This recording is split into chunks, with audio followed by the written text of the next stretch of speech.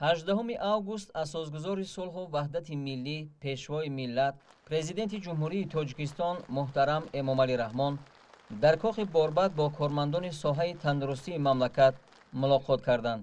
Сарвари давлат муҳтарам Эмомалӣ Раҳмон зимни суханронии пурмуҳтаво оид ба дастгирии соҳаи тандурустӣ, анҷоми тадбирҳои мушаххаси ҳукумати ҷумҳурӣ ҷиҳати рушди бахш, тарбияи кадрҳои баландихтисос, бунёди иншооти муосири тиббӣ дар саросари кишвар, таъмири биноҳо бо таҷҳизоти замонавии тиббӣ андешаронӣ карда, соҳаи тандурустиро яке аз самтҳои аввалиндараҷаи сиёсати иҷтимоии давлати Тоҷикистон арзёбӣ намуданд. таъкид гардид, ки дар давоми қариб 3 даҳсолаи охир соҳаи тандурустӣ дар мамлакат бо маром рушд карда, то ба имрӯз ба пешравиҳои назаррас ноил гардидааст. вохӯрии имрӯза ба рӯзи кормандони соҳаи тандурустӣ ва солгарди бузургтарин чеҳраи илми Шарқ Абуалӣ ибни Сино рост омад ва пешвои миллат муҳтарам Эмомалӣ Раҳмон иштирокчиёни мулоқот ва тамоми кормандони соҳаро бо иди касбиашон табрику таҳният гуфтанд.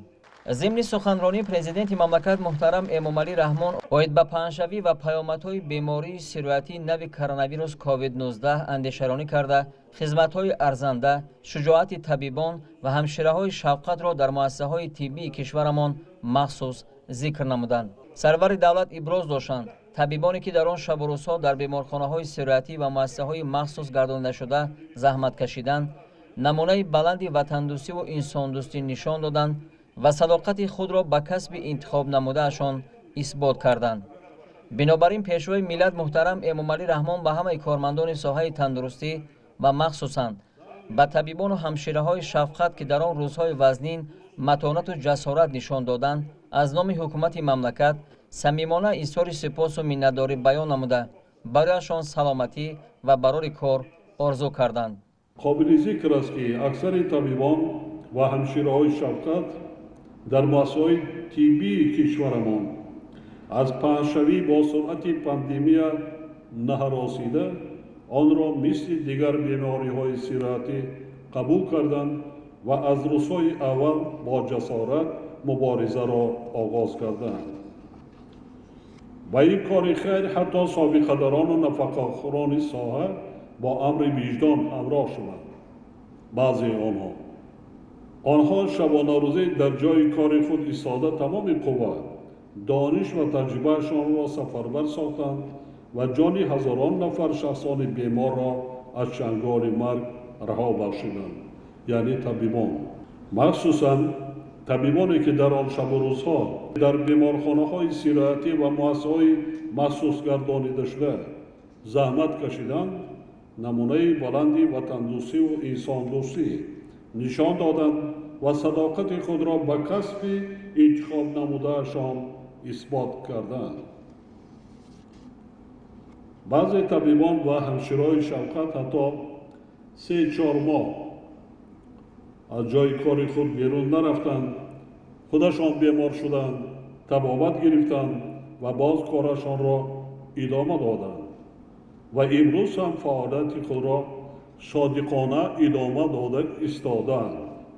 мо аз номи ҳукумати ҷумҳурии Тоҷикистон аз номи худ ба онҳо асҳам мехонем.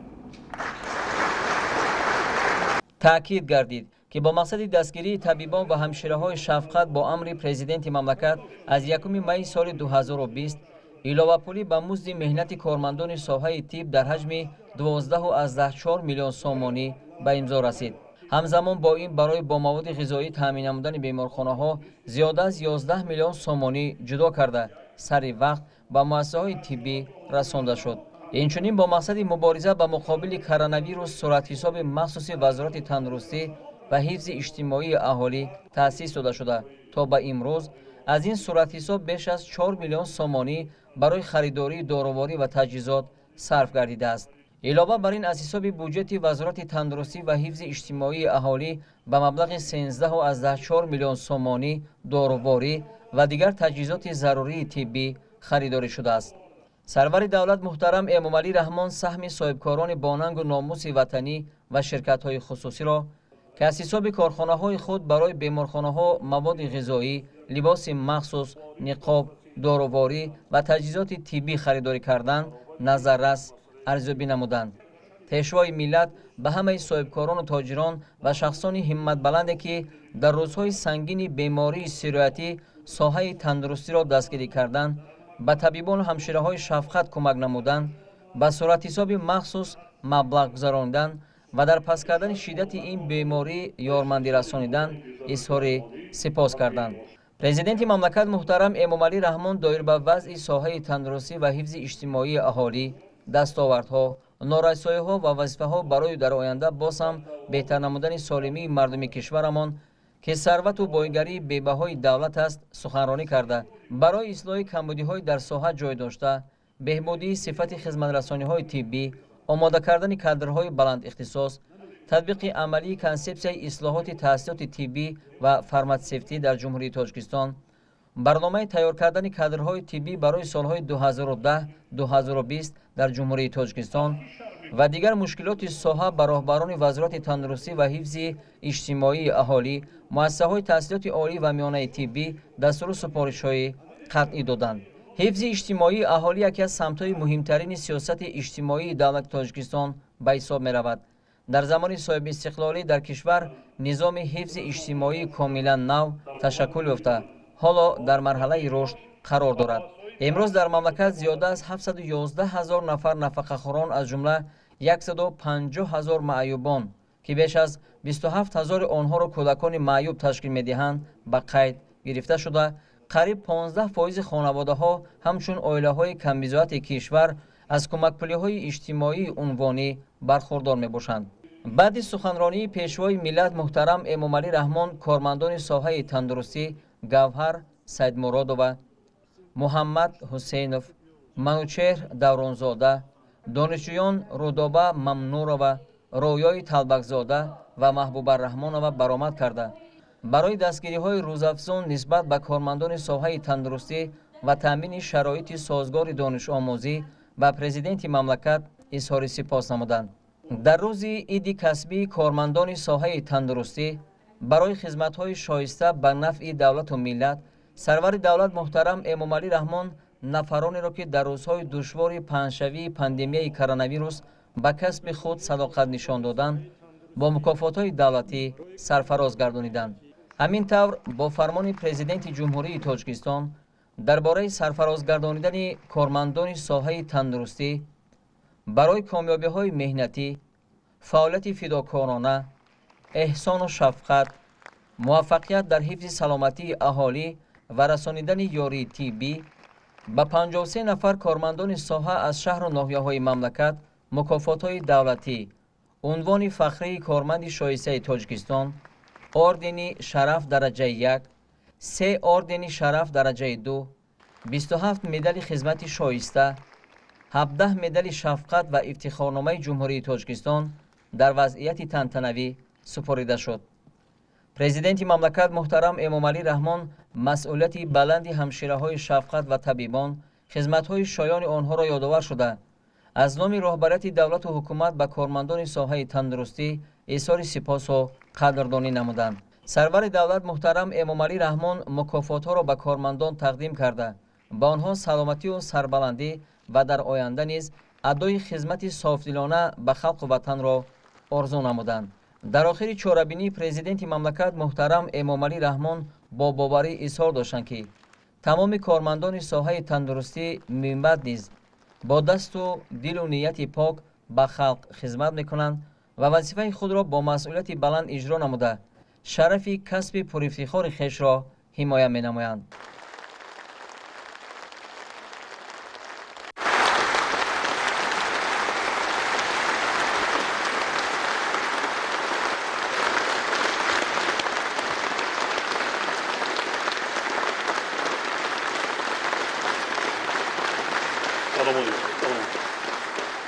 муҳтарам кормандони соҳаи тандурустии кишвар, ҳозирини гиромӣ, соҳаи тандурустӣ яке аз самтҳои аввалиндараҷаи сиёсати иҷтимоии давлати Тоҷикистон ба шумор рафта, дар давоми қариб 13 солаи охир бо маром рушд карда то ба имрӯз ба пешравиҳои назаррас ноил гардидааст. ҳукумати мамлакат дар ин давра ба пешрафти соҳаи тандурустӣ ва ҳифзи иҷтимоии аҳолӣ таваҷҷӯҳи хоса зоҳир намуда, барои ҳалли мушкилоти ин соҳаи ҳаётан муҳим тадбирҳои зиёдеро амалӣ гардонид. мо дар ин муддат дар маркази вилоятҳо ва шаҳру ноҳияҳо бо кормандони соҳаи тиб 33 мулоқоту вохӯрӣ доир намуда, масъалаву мушкилоти ин соҳаро баррасӣ кардем ва доир ба ҳалли масъалаҳои вобаста ба солимии ҷомеа, тандурустии модару кӯдак, ҳуқуқи иҷтимоии шаҳрвандон ва дигар мушкилоти ҷойдошта дастуру супоришҳои мушаххас додем ва дар ин замина ба ислоҳоту азнавсозии ҷиддии соҳа асос гузоштем. аз охирин вохӯрие ки вобаста ба маросими ифтитоҳи пайкараи Ибни Сино ва рӯзи донишу оғози соли нави таҳсил доир карда будем, ду сол сипарӣ шуд. тибқи таҳлилҳо, нақшаи чорабиниҳои баъди мулоқот таҳия шуда, дар муҳлатҳои муқаррар гардида амалӣ шуда истодааст. вохӯрии имрӯзаи мо ба ифтихори рӯзи кормандони соҳаи тандурустӣ ва солгарди бузургтарин чеҳраи илми шарқ Абуалӣ ибни Сино, ки яке аз поягзорони илми тиб ба шумор меравад, баргзор мегардад. аз ин рӯ шумо ҳозирини гиромӣ ва тамоми кормандони соҳаи тиби мамлакатро ба ин муносибат самимона табрик мегӯям. ҳозирини арҷманд,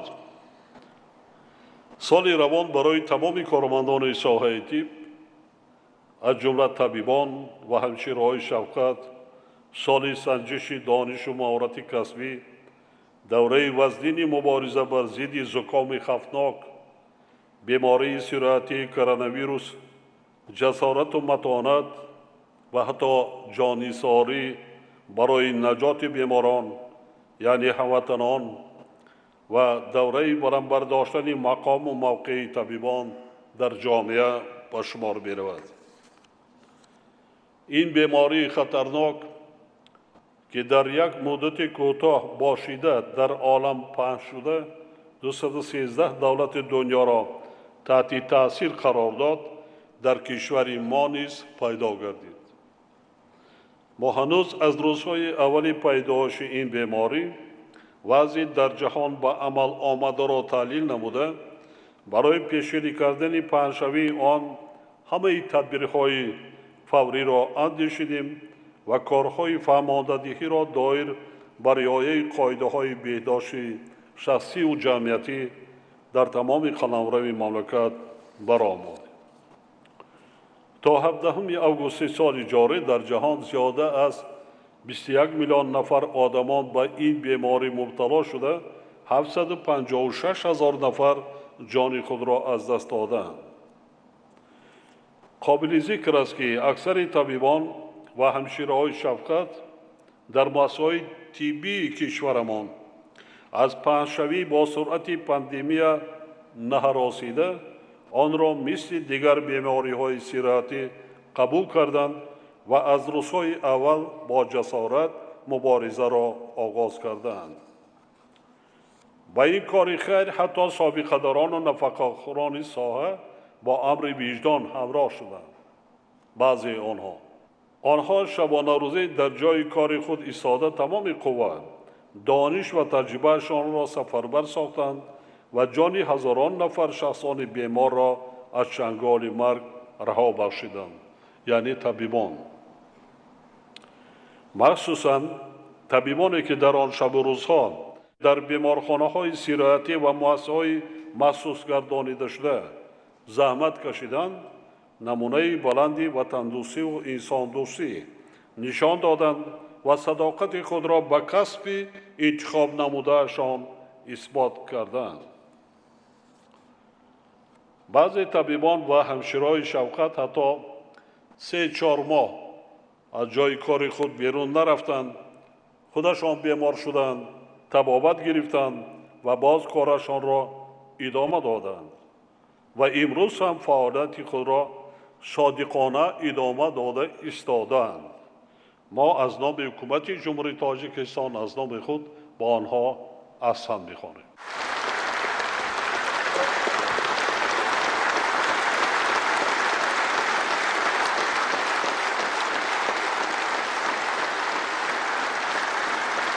با استفاده از فرصت مناسب به همه کارمندان ساحه تندرستی و مخصوصاً به طبیبان و همشیره‌های شفقت که در آن روزهای وزنین متانت و جسارت نشان دادند، از نام حکومت مملکت از نام خود صمیمانه سپاس و منتداری بیان نموده برایشان سلامتی و برای کار می‌خواهم.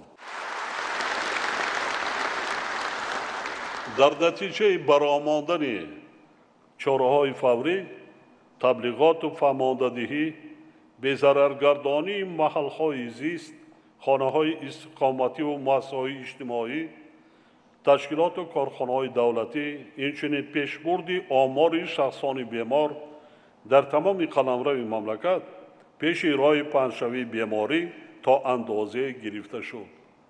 در این روند در شهر نایاب برای قبول و طبابت بیماران جایهای علاوگی تأسیس داده با تجهیزات معاصر تامین کرده شدند.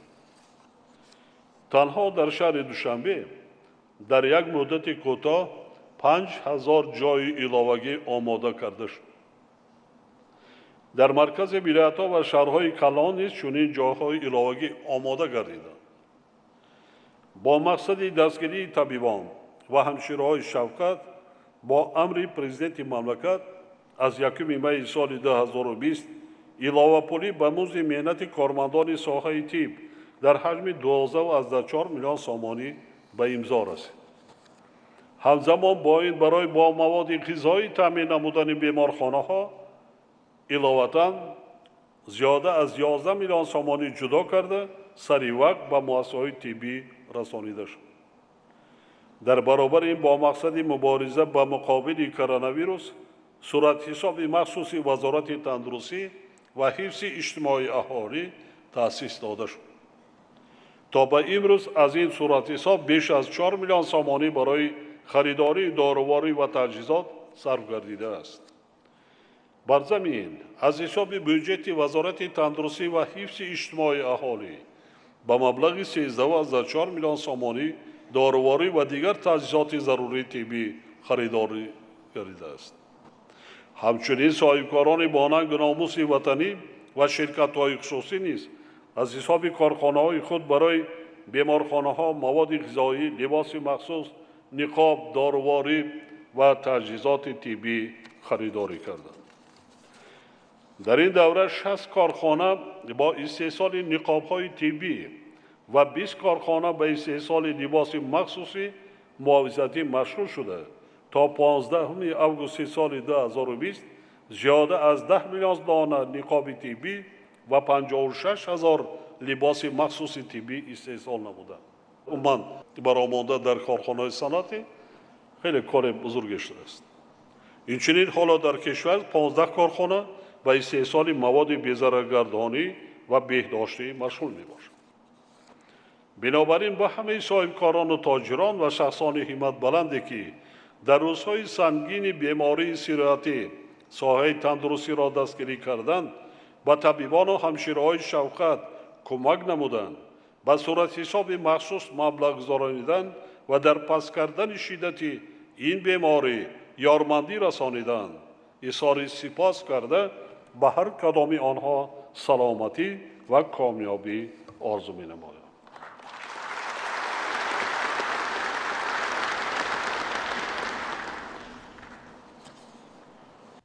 در این دوره از کشورهای دیگر و سازمانهای بین المللی نیز با مبلغ قریب 34 میلیون سامانی کمک‌های بشردوستانه رسیدند که با آنها برای یاری سری وقتی اظهار تشکر میکنم و از نام مردم تاجیکستان منتداری بیان مینمایم. حاضرین گرامی، پاندمی کووید 19 به اقتصادیات همه دولت‌های جهان аз ҷумла кишварҳои мо низ таъсири манфӣ расонид ва таъсири он ҳанӯз идома дорад. суръати рушд ва нишондиҳандаҳои иқтисодӣ ҳатто кишварҳои абарқудрати ҷаҳон бо сабаби карантин ва дигар чораҳои пешгирӣ аз паҳншавии коронавирус коҳиш ёфтаанд. аз ин сабаб дар баробари буҳрони амиқи иқтисодиву молиявӣ ва бекории шадиду камбизоатӣ ба инсоният хатари норасоии озуқаворӣ ва болоравии нархи молу маҳсулоти ниёзи аввалия алахусус маводи ғизоӣ таҳдид менамояд.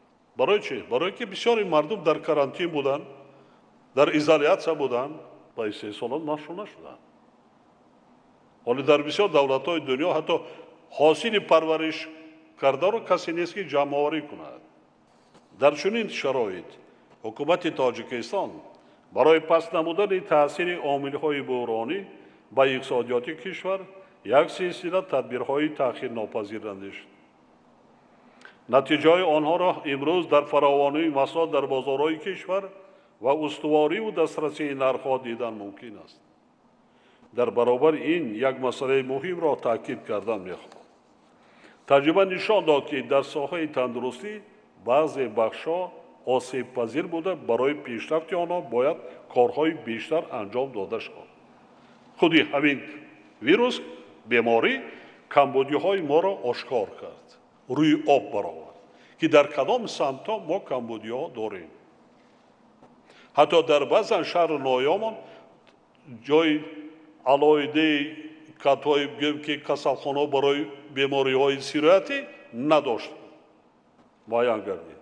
акнун сохта намонда кор. ақаллан бо дар назардошти аҳолии ҳар яки минтақа, ноҳия, шаҳр, мо ба инобат гирифта бояд бунёд карда намонда кор. ё ин ки нарасида мутахассисон. ҳозирини муҳтарам, ҳоло мехоҳам андешаҳои худро доир ба вазъи соҳаи тандурустӣ ва ҳифзи иҷтимоии аҳолӣ, дастовардҳо, норасоиҳо ва вазифаҳо барои дар оянда боз ҳам беҳтар намудани солимии мардуми кишварамо ки сарвату боигарии бебаҳои давлат аст, баён намоям. давлату ҳукумати мамлакат ҳанӯз аз солҳои нахустини соҳибистиқлолӣ барои рушди соҳаи тандурустӣ ва ҳифзи иҷтимоии аҳолӣ, танзими фаъолияти соҳа ва таҳкими пойгоҳи моддиву техникии ин самти афзалиятнок ҳамаи тадбирҳои заруриро амалӣ карда истодааст. дар ин давра ислоҳоти сохтори тандурустии мамлакат оғоз шуда то ба имрӯз бо маром идома дорад. дар ин раванд аксари санадҳои меъёрии ҳуқуқии соҳа таҳия гардида, идоракунӣ ва маблағзории он ба низом дароварда шуд. кӯмаки аввалияи тиббию санитарӣ рушд кард ва таҷдиди муассисаҳои тиббию фарматсевтӣ амалӣ гардид. агар дар кишвар то соли 1991 ҳамагӣ 2862 муассисаи тандурустӣ фаъолият дошта бошад, пас дар замони соҳибистиқлолӣ ин шумора қариб 2 баробар афзуда соли 2020 ба 4369 расидааст, яъне 1507 муассиса зиёд шудааст. агар дар давраи солҳои 91 то 2005 дар мамлакат ҳамагӣ 187 муассисаи тандурустӣ бунёд шуда бошад, пас аз соли 2006 то 6 моҳи аввали соли 2020 1071 муассисаи нави соҳа сохта ба истифода дода шудааст. ин кори осон нест.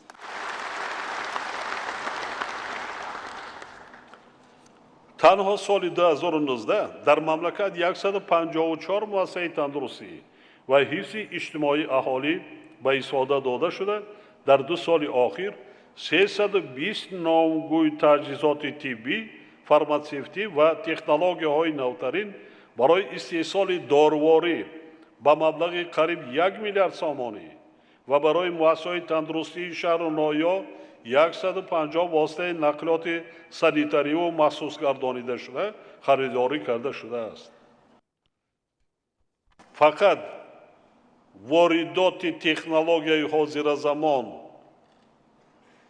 با جمله تکنولوژی حاضر زمان طبی قریب 1 میلیارد سومانی روانه کرده شده است. مطابق امر پرزیدنت مملکت از 22 می سال 2018 دایر به عملی نمودن کارهای آبادانی و بنیادکاری در شهر نایای کشور به مناسبت 30 سالگی استقلال دولتی در دوام سالهای 2018-2021 بنیاد 358 مؤسسه تندرستی به نقشه گرفته شده بود که از این حساب 276 مؤسسه تا اول ایول سال 2020 ساخته به استفاده داده شد. در بعضی آنها من خودی منم نیست شرکت ورزیدم.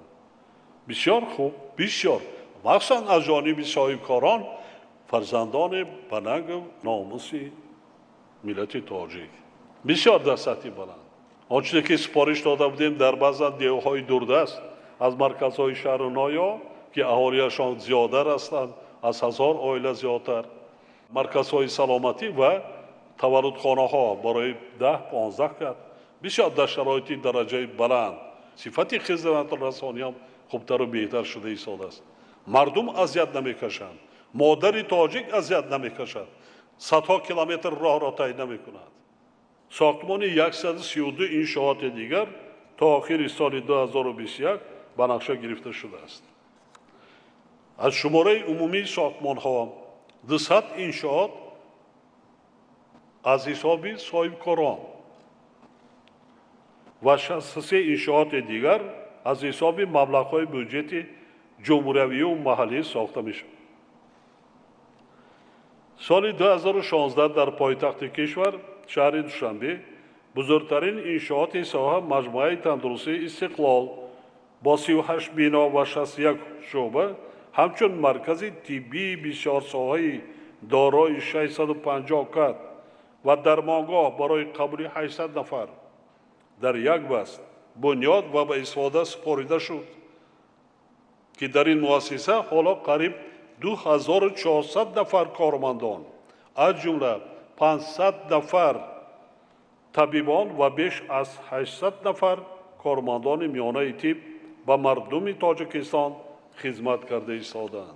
در کشور اینچنین 8 مؤسسه طبی بسیار ساحوی از جمله مرکز ملی طبی شفابخش، مرکز طبی شهری رقم 1، بیمارخانه های کلینیکی ولایتی در شهرهای خاروق، خوجند، کلاب، باختر و نایه دنقره فعالیت دارند که در آنها هزاران نفر بیماران طبابت می‌یابند. بودجه ساحه تندرستی در سال 2020 1 میلیارد و 841 میلیون سومانی را تشکیل می‌دهد که این نسبت به سال 2008 7.2 برابر زیاد می‌باشد.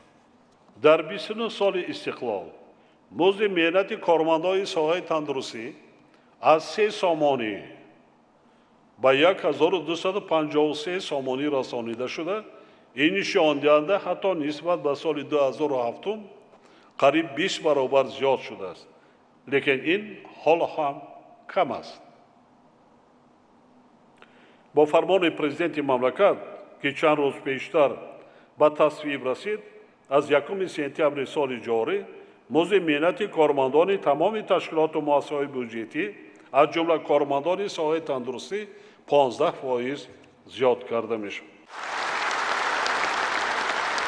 خراجات از حساب بودجه دولت به هر یک نفر اهالی در سال 2020 200 سومانی را تشکیل می‌دهد که این رقم نسبت به سال 2001 45 برابر و نسبت به سال 2011 2.5 برابر زیاد است. وابسته به زیاد گردیدن حجم مبلغ‌زاری اکثر مؤسسه‌های طبی از تعمیر اساسی برآورده شده سطح و صفت طبابت بیماران تدریجاً بهتر و حالت‌های برای تشخیص طبابت به خارج کشور رفتن شهروندان خیلی کم گردید. با مقصد از بین بردن پرداخت‌های غیر رسمی از جانب اهالی دو سند مهم برنامه کفالت‌های دولتی آید به تأمین اهالی با کمک طبی و سانیتری در شهرنامه‌های تجربوی جمهوری تاجیکستان و ترتیب خدمت‌رسانی طبی و سانیتری به شهروندان جمهوری تاجیکستان در مؤسسه‌های سیستم دولتی تندرستی و ترتیب معاینه طبی دوروی و حتمی طبی شهروندان قبول و تطبیق گردیدند. در دایره این سندها سالهای 2015-2019 از حساب خدمت‌رسانی‌های مزداک ذکر شده علاوه به بودجت هر ساله برای ساحه پیش بینی گردیده 831 میلیون سامانی وارد گردیده. این مبلغ اساساً برای هوسمندگردانی کارمندان ساحه توسط پرداخت مزد مهنت علاوگی، تأمین بیماران با داروواری، اینچنین خریدی تجهیزات معاصر طبی روانه کرده شده است. یعنی 1800 میلیون باشد با 831 میلیون دیگر 2 میلیارد و 600 میلیون بگیم که قریب بودجت تندرستی را امروز تشکیل می‌دهد. در برابر این مبلغ زوری سری کسی در همه مؤسسه‌های کمک اولیه طبی و سانیتری جاری گردیده. معیار آن سال 2020 در مؤسسه‌های شهری 59 سامانی و دهات 48 سامانی نسبت به سال 2016 متناسباً 17 و 29% زیاد کرده شد.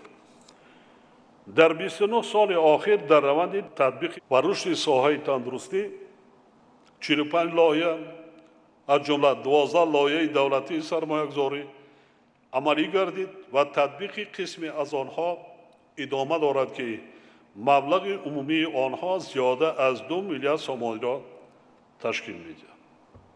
در دایره مبلغ‌های ذکر شده که قسمی اساسی آن سرمایه‌گذاری دولتی یعنی قرض حکومت مملکت میباشد 450 بیمارخانه حاضر زمان، مرکزهای سلامتی و طبابتی، بنگاه‌های طبی و آزمایشگاه‌های معاصر ساخته با استفاده داده شده.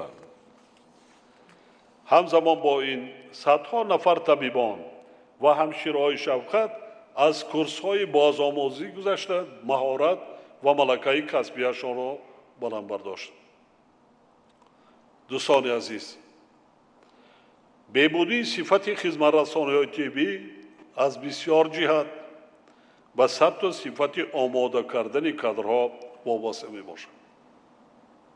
از این لحاظ در سالهای صاحب استقلالی ضرورت پیشبرد سیاست نو در ساحه تیار کردن کادرهای طبی پیش آمد. با این مقصد در این دوره کنسپسیای اصلاحات تحصیلات طبی و فارماسیوتی در جمهوری تاجیکستان قبول گردید. در این زمینه حکومت مملکت جهت تیار نمودن کادرهای بلند اختصاص طبی و علمی برنامه تیار کردن کادرهای طبی برای سالهای 2010-2020 در جمهوری تاجیکستان را قبول کرد. امروز در کشور شماره طبیبان بیش از 19,000 نفر را تشکیل می‌دهد که در مقایسه با سال 1991 29% نسبت به سال 2000 32% و نظر به سال 2010 بیش از 19% زیاد می‌باشد. هر سال دانشگاه دولتی طبی تاجیکستان به نام ابوعلی ابن سینا برای ساحه به حساب میانه 1282 نفر کادرهای جوان تیار می‌کند. یعنی در 5 سال اخیر این مؤسسه تحصیلات عالی کسبی را قریب 6,500 نفر جوانان ختم کردند.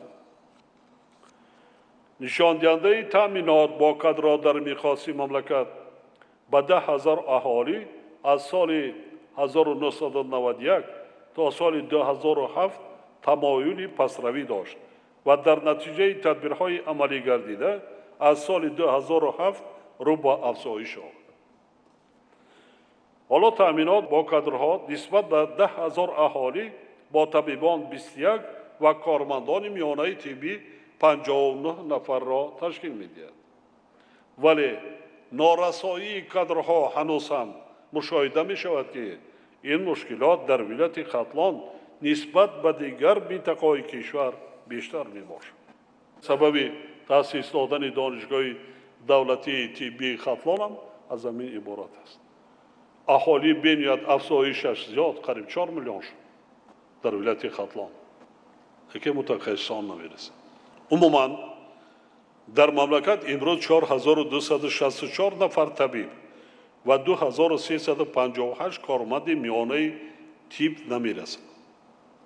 بنابراین وزارت‌های تندرستی و حفظ اجتماعی اهالی، رشد اقتصاد و سودا، مالیه و مقامات اجرایی حاکمیت دولتی ولایت‌ها و شهر و ناحیه‌های را ضرور است که مسئله مذکور را همه‌جانبه آموخته پیشنهادهای خود را به حکومت مملکت منظور نماید.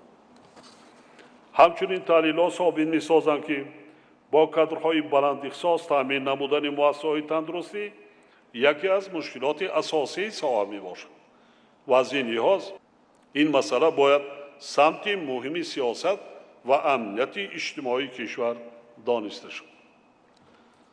زیرا در حالتهای پهن‌شوی هر گونه اپیدمی و عموما در حالتهای دشوار اجتماعی برای پیشگیری کردن و نجات آدمان نقش طبیبان یعنی متخصصان بلند اختصاص همیشه حل کننده به شمار می رود. در این سمت اجرای سپارش‌های قبلا گذاشته ما دایر به آماده کردن شماره ضروری طبیبان سیرایت شناس و همشیرهای شفقت از حساب متخصصان شاخه‌های دیگری طبی توسط تأسیس کورس‌های کوتاه مدت برای هر یک شهر و ناحیه در داخل و خارج کشور تیار کردن کادرهای ساحه تندرستی مخصوصاً متخصصان بخش‌های ویروسولوژی، اپیدمیولوژی، احیاگری و بازآموزی آنها، همچنین برآمدن استحصال داروهای، واسطه‌های محافظتی و مواد و اشیاء دیگر باید هرچی زودتر تأمین کرده شد. تیار کردن متخصصان ساحه تندرستی در 31 مؤسسه تعلیمی عملی کرده می‌شود. از شماره عمومی مؤسسه‌های تعلیمی طبی 20 مؤسسه از جمله دانشگاه دولتی طبی ختلان در دوران صاحب اصلاحی تأسیس یافته است. این شماره کم نیست. برای حل فصل هرچه زودتری در 3-4 سال تأمین کردن با متخصصان در ساحه طب. در رابطه با این یک مسئله مهم را که قبلا نیز گفته بودم تاکید می‌سازم. طبق تحلیلات سطح دانش و ملکه کسبی ختم کنندگان مؤسسه‌های تحصیلات عالی ساحه و مخصوصاً کالج‌های طبی کشور حالا هم با معیارهای قبول شده و طلبات روز چندان موافق نیست. دوستان عزیز، شما طبیب هستید. اگر سطح دانش یا کسبیت طبیب پس باشد ما چقدر مردم در زیان میرسانیم؟ چقدر؟ برای چی در جاده تیار کردن کادرها ما با سرلنگاری راه میدیم؟ من خود میدانم بعضی ختم کنندگان کالج‌های طبی حتی دانشگاه‌های سطح بلند عالی ببخشید دقیقاً شود فشار ویروس درست سنجیده نمیتواند. یگان وی کسبی هست در شما خوبتر میدانید. علما در این جوی ساعت 6 سالی تجربه اکثری طبیبان از سوزندارو ترس دارند خودشان. برای چیه؟ وقتی طبیب از سوزندارو ترس دارد و چگونه مریض را طبابت میکنند یا که در یک حالت فوق‌العاده در راه در یک جای دیگر جای جمعیتی یک حادثه کمک اولیه میرسانده میتواند. من میدانم طبیبی که اینقدر نامدار و آوازدار و مکافات دولتی دارد با یک سوزن داروی دندان 3 روز در کام بود. برای چی؟ این نشانه آن است که در وقت تحصیل ما با کارهای عملی کم وی بکنیم. سرطلب باشه در مسئله تیار کردن کادرها. از دست هر گونه همین شخصان تصادفی طبیب ҳазорҳо кас зиён мебинад, зарар мебинад. бинобар ин роҳбарони вазорати тандурустӣ ва ҳифзи иҷтимоии аҳолӣ инчунин муассисаҳои таҳсилоти олӣ ва миёнаи тиббиро зарур аст ки доир ба ҳалли ин масъала, яъне баландбардоштани сатҳи таълим ва сифати омодагии касби донишҷӯён тадбирҳои қатъӣ андешанд. мо бояд ба сифати тайёр кардани кадрҳо эътибори аввалиндараҷа диҳем, на ба шумораи онҳо. агар дар истиқлол 2400 кормандони дар маҷмӯъ бошад 500 нафар табибон, сӯзандориро кӣ мекунад? ҳамширои шавқат бештар табибон ҳама наметавонад ку на ҳамширои шавқат на табибон ҳама сӯзандору вай карда наметавонад ё метавонад? наметавонад. агар маркази саломатӣ ё касалхона 100 кас бошад аз амно вай ман нигоҳ бикунем сӯзандорро як кас ё ду кас ё се кас дигар не ё ки мезарад мешканад ё ки дасташ меразад барои чӣ дигарон не? яъне сифати таълим дуруст нест. дар соҳаи тандурустӣ бояд шахсони тасодуфӣ набошанд, дар кадом сатҳе набошанд. мешавад хатогиҳои ҷиддӣ. барои ҳамин мо тағйирот ба қонун ворид кардем. хатогиҳои ҷиддии табибон қатъи одамон ба ҳалокат мерасанд. ташхиси нодуруст мекунанд. ташхису муайян кардани табобат бисёр баъзан ҳолатҳо мо салангориам мекунем, аҳамият наметиҳем. инҷа ки азият мекашад? бемор ки аст? шаҳрвандои ҷумҳурии тоҷикистон. дар 29 соли охир бо мақсади аз байн бурдани норасоии мутахассисон ҳар сол бо дастгирии комиссияи ҷумҳуриявӣ оид ба интихоб ва тайёр намудани кадрҳо дар муассисаҳои таҳсилоти олӣ ва илмии давлатҳои хориҷӣ тавассути стипендияи президенти мамлакат дурахшандагон аз ҳисоби маблағҳои вазорати тандурустӣ ва ҳифзи иҷтимоии аҳолӣ ва маблағҳои ғайрибюджетӣ зиёда аз 500 нафар мутахассисон дар муассисаҳои илмию таълимии кишварҳои пешрафтаи хориҷӣ таҳсил ва бозомӯзӣ карданд ки ин барои баромондани хизматрасониҳои нави тиббӣ мусоидат намуд. зарур аст ки ин кор минбаъд низ идома дода шавад. бояд гуфт ки аз 13 муассисаи илмии вазорат 10 муассиса ва аз 31 муассисаи таълимии соҳаи тандурустӣ 20 муассиса дар замони соҳибистиқлолӣ таъсис дода шудааст ки ин худ гувоҳи дастгирии ҳукумати тоҷикистон дар самти рушди илм дар соҳаи тандурустӣ мебошад. имрӯз дар соҳа 841 нафар докторҳо ва номзадҳои илми тиб фаъолият доранд ки 64% онҳо рисолаҳои илмии худро дар даврони истиқлол ҳимоя карданд. илова бар ин хотиррасон месозам ки дар кишвар 10 коллеҷи хусусии тиббӣ фаъолият дошта дар онҳо қариб 1000 нафар омӯзгорону табибон ва 63 нафар кормандони миёнаи тиббӣ кор мекунанд. инчунин дар кишвар 717 муассисаи хусусии тиббӣ амал мекунад ки дар онҳо беш аз 4100 нафар аз ҷумла 1702 нафар табибон, 1580 нафар кормандони миёнаи тиббӣ ва 877 нафар кормандони ёрирасон машғули фаъолият мебошанд. мана ҷамъ кунед он 1000 дар коллеҷҳои тиббии хусусӣ, 4100 нафар дар муассисаҳои хусусии тиббӣ, зиёда аз 700 муассиса. ин ганда аст. яъне ин категория гарчанде фарқият ҳаст, беҳтар хизматрасонии дигар ваям шояд бошад, ҷиҳати дигарашам аст. маоши хуб мегиранд. имконият метавад ки мутахассисони ҷавон, оное ки касбу кораш вай донишу ваяшон баландтар аст, имконият метавад ки ба қадри заҳматшон якчи зиёдтар маош гиранд ва таҷрибаи худашон сайқал диҳанд, рушд мекунад.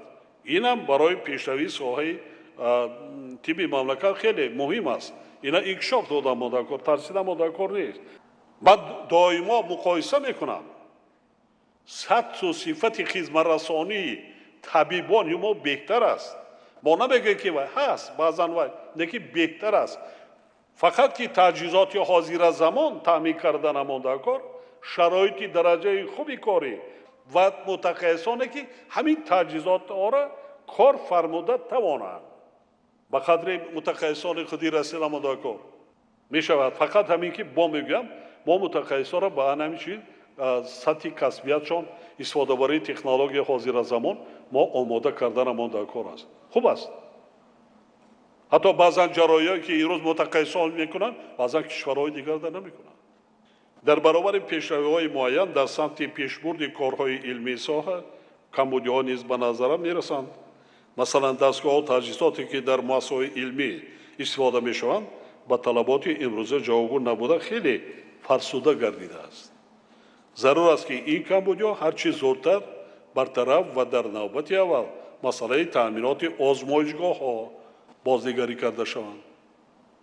зеро илм ҷузъи таркибии фаъолияти ҳар як муассисаи тиббӣ буда танҳо тавассути илми воқеӣ мо метавонем бар рушди соҳаи тандурустӣ ва ҳифзи иҷтимоии аҳолӣ такон бахшем. дӯстони гиромӣ, дар доираи ислоҳоти соҳа баландбардоштани сатҳи хизматрасонии тиббӣ ва мубориза бар зидди бемориҳои сироятӣ яке аз самтҳои асосии сиёсати давлат оид ба ҳифзи саломатии аҳолӣ мебошад. дар ин самт то имрӯз дар кишвар 12 барномаи миллӣ аз ҷумла доир ба мубориза ба зидди бемориҳои сил, диабети қанд, саратон, дил, вируси норасоии масмумияти одам, вараҷа, нашамандӣ, рушди донории хун ва дигар бахшҳо татбиқ шуда истоданд ки ҳадафи асосии онҳо паст намудани сатҳи гирифторшавӣ ба бемориҳо ва беҳтар кардани солимии аҳолӣ мебошад. то давраи соҳибистиқлолӣ дар кишвар марказҳои махсус гардонида шуда оид ба пешгирӣ ва мубориза бар зидди вируси норасоии масмумияти одам вуҷуд надошт. чунки ин беморӣ дар тоҷикистони мо умуман вуҷуд надошт.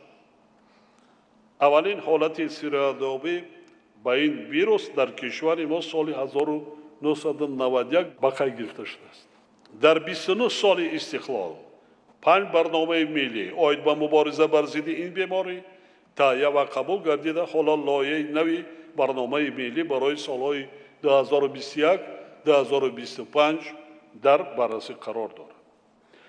дар доираи татбиқи барномаҳои қабул гардида шумораи марказу ташхисгоҳҳои замонавӣ афзоиш ёфта, фарогирии аҳолӣ ба ташхиси вируси норасоии масмумияти одам сол ба сол беҳтар гардид ва ин нишондиҳанда соли 2020 нисбат ба соли 2010 қариб 6 баробар зиёд шуд. таҳлили вазъи сирояти вируси норасоии масмумияти одам нишон медиҳад ки он тамоюли зиёдшавӣ дошта ба ҳолати 1 июли соли 2020 дар кишвар расман 12666 нафар шахсони бо ин вирус сироят ёфта ба қайд гирифта шуда аз ин шумора то ба имрӯз 3455 нафар фавтида аст. ин ҳолатҳое ки ба қайд гирифта шудааст. чӣ қадар ба қайд гирифта нашудааст? ба мақсади пешгирӣ намудан ва мубориза бар зидди бемории диабети қанд ки ба гурӯҳи бемориҳои дар байни аҳолии Тоҷикистон паҳн гардида дохил мешавад, якчанд барномаи мубориза бар зидди диабети қанд қабул ва амалӣ карда шудааст. вале бо вуҷуди ин шумораи беморони диабети қанд дар кишвар мунтазам афзуда истодааст. масалан соли 2001 шумораи шахсони ба бемории диабети қанд гирифтор шуда 10326 нафар ташкил мекард, вале соли 2019 ин шумора ба 46256 нафар расидааст. вазъи зикршуда ва дар айни замон зиёдшавии дигар бемориҳои эндокринологӣ андешидани тадбирҳои қатъии иловагиро тақозо менамуд. дар ин самт зарур аст ки корҳои фаҳмондадиҳиву пешгирикунанда доир ба сабабҳои сарзадани чунин бемориҳо аз ҷумла камҳаракатӣ, истеъмоли нодурусти маводи ғизоӣ, пурхӯрӣ ва манфиати тарзи ҳаёти солим ба махсусан варзиш ва фаъолнокии ҷисмонӣ пурзур карда шавад. ин масъалаи ҷиддие. аз кишварҳои пешрафта олимонро даъват карда омӯхта истоданд доир ба муайян кардани сабабҳо пайдоиши инч. як сабабаш маълум аст. аввалан ки камҳаракатӣ, дуюмаш пурхӯрӣ, истеъмоли аз ҳад зиёд ғизои ки калорияш баланд аст. вазорати тандурустӣ бояд таҳлил кунад кадом категорияҳода касалии диабети қанд бештар аст. ба мардум фаҳмонда намода кун чӣ гуна мубориза алайҳи вируси масмумияти одам. қонуна баровардем ки ҳатман ташхис кардан дар кор пеш аз издивоҷ манфиатам оварда истодааст. мо ирӯз макунем аз муҳоҷират бояд ташхис кунад. ҳаёти фарзандонро зери хатар намезорад. ин қадар боғҳое ки ман бунёд кардам, ин қадар чизҳои машқи бадан ки тренажерҳо дигар дар кӯчаҳо дар боғҳо вай кардан барои мардум. роҳ гаштан, ин бисёр сайру гашт кардан, бо ҳавои тоза гирифтан, инам барои саломатӣ пеш аз ҳама роҳ гаштан. асабам дуруст кор мекунад. ҳолати рӯҳии равонии шахсам таъсир мекунад, таъсири мусибӣ мерасад. ина вазифаи шумо мутахассисон, табибон ба воситаи телевизион, радио дар ҷоҳо мардума ташвиқот фаҳмонда намода кор. ҳарчанд ки бо мақсади пешгирӣ ташхис ва табобати бемории саратон заминаи моддиву техникии муассисаҳои зидди саратонӣ пурқувват гардонида шуд, аммо сатҳи беморшавии умумӣ ва беморшавии аввалия бо саратон сол ба сол боло рафта истодааст.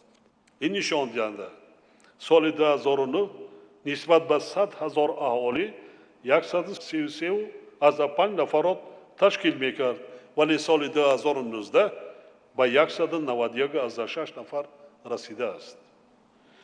илова ба бемориҳои зикршуда дар кишвар болоравии сатҳи нашъамандӣ ба мушоҳида мерасад. соли 2018 дар кишвар 83 нафар нашъамандон, соли 2019 153 нафар ва дар 6 моҳи соли ҷорӣ 45 нафар фавтидаанд. ҳукумати тоҷикистон ба муқобили ин зуҳуроти номатлуб муборизаи беамон бурда як қатор санадҳои меъёрии ҳуқуқии дахлдорро қабул намудааст. ҳамчунин сохторҳои низ таъсис дода шуданд ки иҷро ва риояи ин санадҳоро таъмин ва назорат мекунанд. дар натиҷаи чораҳои амалӣ гардида сатҳи нашъамандӣ аз соли 2007 сар карда рӯ ба камшавӣ овардааст. вобаста ба ин вазорати тандурустӣ ва ҳифзи иҷтимоии аҳолӣ вазифадор карда мешавад ки минбаъд вазъи нашъамандиро таҳти баррасӣ ва назорати ҷиддӣ қарор дода бо мақсади коҳиш додани сатҳи нашъамандӣ ва сари вақт андешидани тадбирҳои таъхирнопазир, инчунин вобаста ба таъсис додани маркази замонавии офиятбахшӣ ва табобати шахсони гирифтори нашъамандӣ дар заминаи муассисаи давлатии маркази ҷумҳуриявии барқароркунии тиббию иҷтимоӣ тангаӣ ва ҷалби таваҷҷӯҳи донорҳо ва созмонҳои кӯмакрасон чораҳои заруриро амалӣ намояд. яке аз самтҳои муҳими ислоҳоти соҳаи тандурустӣ кӯмаки аввалияи тиббию санитарӣ аз ҷумлаи тибби оилавӣ мебошад. аслан рушди тибби оилавӣ дар тоҷикистон аз соли 1998 оғоз гардид. дар давоми солҳои 1999-2019 дар доираи ислоҳот заминаи меъёрии ҳуқуқии тибби оилавӣ тавассути қабули қонунҳо, нақшаҳои стратегӣ ва барномаҳои дахлдор пурзур гардида, инфрасохтори муассисаҳои тандурустӣ, хусусан муассисаҳои кӯмаки аввалияи тиббию санитарӣ, рушди захираҳои инсонӣ, аз ҷумла тайёр намудани мутахассисони тибби оилавӣ вусъат пайдо кард.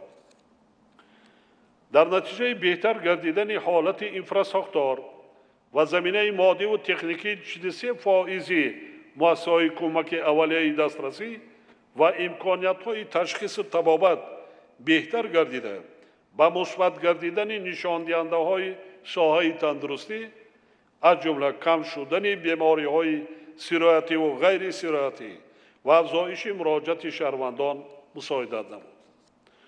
دیگر سمت مهمی خدمت‌رسانی‌های طبی با استفاده دستاوردهای علمی معاصر و تکنولوژی‌های حاضر زمان برای ماندن اصول‌های نوی پیشگیری و تشخیص و تبابت می‌باشد. هدف وسیع برای ماندن این تجربه کم کردن شماره بیماران برای تبابت و کشورهای دیگر فرستاده شونده می‌باشد که این البته به وضع مالیوی عائله‌های شخصان بیمار تأثیر مثبت می‌رسد. کارها در این سمت امروز علاقه نتیجه داده ایستاده‌اند و حالا شماره احتیاجمندان برای تشخیص تبابت در مؤسسه‌های بیرون از مرز کشور تا 50% کاهش یافته است. قابل ذکر است که این پیشروی در نتیجه تربیت کادرهای جوان ساحه و بهتر گردیدن تأمینات با تجهیزات حاضر زمان امکان پذیر گردید. امروز در کشور 21 دستگاه توموگرافی کامپیوتری در سال 1991 یک عدد بود. 873 دستگاه تشخیص اولتراسادا سال 92 12 عدد. 76 دستگاه اندوویدیو جراحی سال 97 1. 11 دستگاه توموگرافی مگنیتی رزونانسی، 8 دستگاه انجیوگرافی و 46 دستگاه رنتگن رقمی در خدمت مردم قرار دارد. متخصصان خوب هم داریم، در داخل تشخیص کردن خیلی آسانتر و سبکتر گردید. در برابر این ذکر باید کرد که در کشور تا به امروز مؤسسه مخصوص گردانیده شده آید به تبابت بیماری های سوختگی و زهرآلودشوی وجود ندارد. حالا چنین بیماران در شعبه های داخلدار مرکز طبی شهری رقمی 3 شهر دوشنبه بستری و تبابت کرده می شود.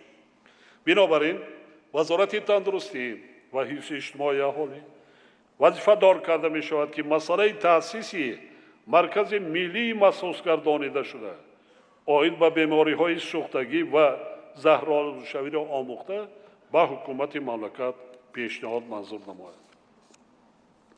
حاضرین ارجمند، حفظ صحتی مادران و کودکان یکی از مسائل افزاینده‌ای ساحه تندرستی به حساب می‌رود.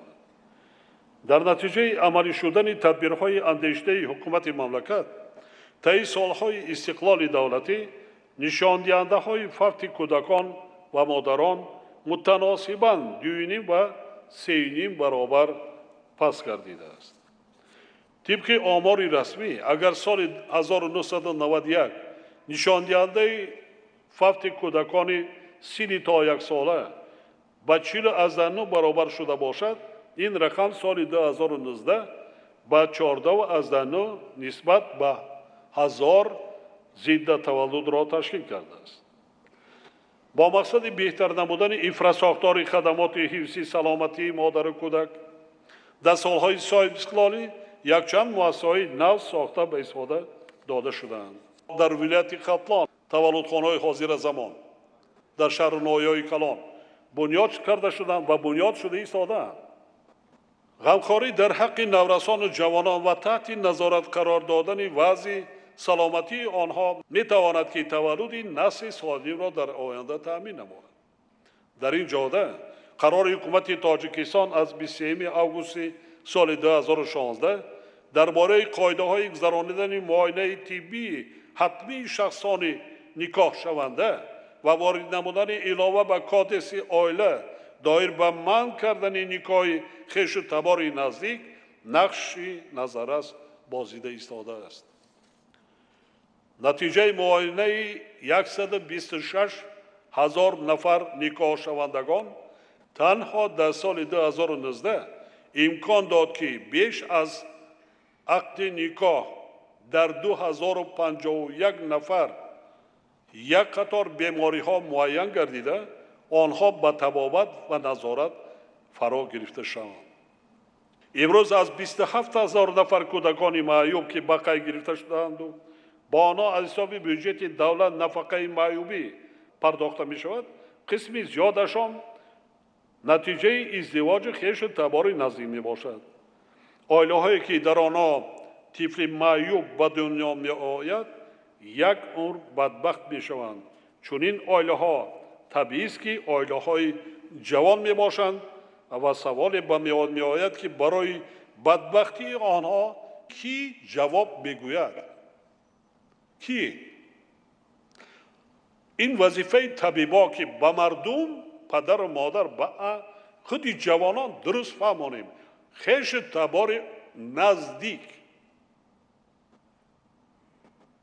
ما در ویم آمده است خانم خیش تباری نزدیک مردم میدانند خیش تباری نزدیک کدام کاتگوری است که هیچ ممکن نیست ممکن نیست بعضا مثال میارم من اول شده است خب شده است بعد چی فرزنداش بین شکلا ظاهرا با آدم مانند لیکن از وی عالم نمیبرد دانشمند نمیشود اختراعکار نمیشود خب تولد شد منم وای میکند میگردد با آینده میبینی که با یگان کسل دیگر در گرفتار شد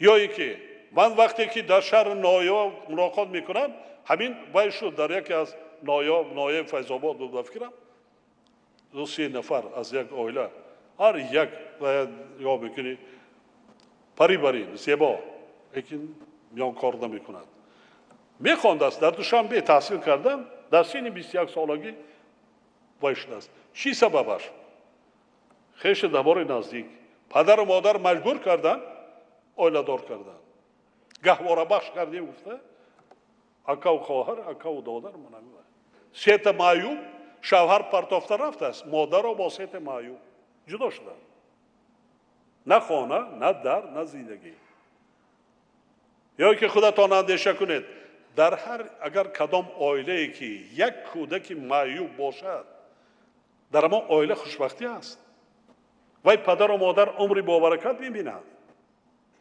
هر وقت در پیش نظرش کودک معیوب در خانه وای می‌بیند چی فکر می‌کنین پدر و مادر دل ندارد اما فرموده مادر کار کدام جهت قانونی دیگر است ما چه رجوع کردم مادر کار در خانه های عقد نکاح هم بعضا به این نوبت نمیگیرند نکاح مسلمانی میکنند میگه ملاهایی که نکاح میکنند اونا خطی باید میگیرند اول زکس بعد نکاح باید کنند عقد نکاح همین است دیدم مادر کار که کی جواب میگوید برای چی ما برای چی جوانان را بدبخت سازیم پدر و مادر وای میکند کلان میکند تربیت میکند که عائله فرزندانش خوشبخت باشند خوشبخت گردند صاحب بخت شوند فرزنددار شوند نبیره‌دار و ابیره‌دار شوند دوام دهندگانی گوییم که اقدام‌های نیک پدر و مادر گردند نامبردار پدر و مادر گردند نه بدبخت سازی تأمین بی‌خطری سانیتاری و اپیدمیولوژی یکی از سمت‌های اساسی حفظ سلامتی اهالی میباشد با مقصد اصلاحات نظام امگذرانی و پرزور نمودن اداره کنی ساختار ایمونیزاسیون سال 1996 مرکز جمهوری ایمونوپروفیلاکتیکا و ساختارهای آن در تمام شهر نایاب تأسیس داده شده سال 2015 با دستگیری بی‌واسطه حکومت مملکت برای مرکز ذکر گردیده بینای علاوه ساخته به استفاده داده شد باید گفت که نارسایی متخصصان بخش مذکور مشکلات اساسی در سمت تأمین امنیت سانیتاری و اپیدمیولوژی اهالی میباشد از این لحاظ دانشگاه دولتی طبی تاجیکستان به نام ابوعلی ابن سینا را ضرور است که از سال تحصیل 2020 و 21 شروع کرده فاکولته نگهداری تندرستی و جمعیتی را به فاکولته طبی پروفیلاکتیکی تبدیل داده قبول اختصاص‌های اپیدمیولوژ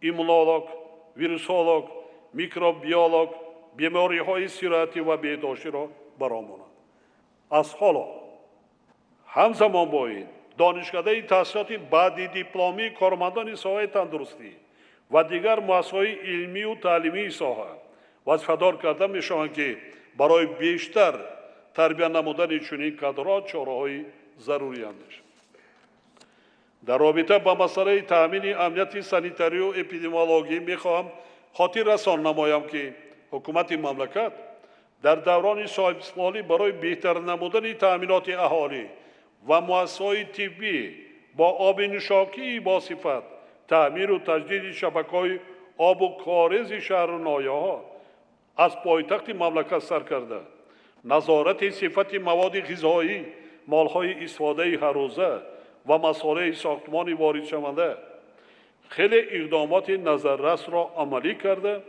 جهت بلند برداشتن سطح و صفت زندگی و سالمی اهالی کشور شرایط مساعد را تامین نمود و با استفاده از تمام امکانیت‌ها این کار را من بعد نیز ادامه خواهد داد. در دوام 29 سال استقلال دولتی از جانب حکومت مملکت برای بهتر نمودن تأمینات اهالی شهر و ناحیه‌ها با آب نوشاکی 11 لایحه سرمایه‌گذاری به مبلغ بیش از 1.6 میلیارد سامانی تطبیق گردیده. حالا در این سمت باز 10 لایحه نو به مبلغ 2.5 میلیارد سامانی عملی شده ایستاده است. یعنی برای با آب با صفت نوشاکی تأمین نمودن اهالی مملکت که یکی از شرط‌های اساسی حفظ سلامتی و رعایت گیگین شخصی می باشد 4 میلیارد و 100 میلیون سامانی روانه شده است. ما مثلا در شهر ناحیه‌های ولایت شد این کار را ادامه داده ایستادیم. شهر دوشنبه از آن جمله. خودتان به یاد بیارید سالهای 90 بعدی 90 تا نزدیکی ها در شهر دوشنبه چگونه آب داشتیم. کرانا رو خوی میکردیم، من 1 ساعت نگاه میکردیم که که لایابت وای میشد و بعد آب میگیریم. همین خیلی قریب در تمام مملکت. آب صفت آب از بسیار جهت یکی سلامتی انسان وابسته به صفت آبی آشامیدنی. من در دنیا این پرابلم رقم 1. حاضرین گرامی، رشد بخش فارماسیوتی دیگر قسمی مهمی ساحه تندرستی میباشد. در دوران استقلال دولتی با مقصد به تنظیم دراری فعالیت فارماسیوتی و معاملات دارویی ساختارهای دخلدار تأسیس داده شده، سندهای معیاری حقوقی تنظیم کننده معاملات دارویی و فعالیت فارماسیوتی تهیه و تصدیق گردیدند. طبق معلومات مبلغ عمومی واردات دارویی و مال‌های طبی سال 2019 531 میلیون سامانی را تشکیل داده است که در مقایسه با سال 2018 13 میلیون سامانی زیاد میباشد. یعنی سال به سال زیاد شده است. تا به امروز بیش از 90% دارویی به تاجیکستان از خارج کشور وارد کرده میشد. در برابر این باید گفت که با وجود تا اندازه بهتر شدن نشانده‌های صاحب مسئله معاملات دارویی به قید گرفته نشده و به طلبات استانداردهای صفت نامطابق هنوز همچون مشکلات جدی باقی میماند.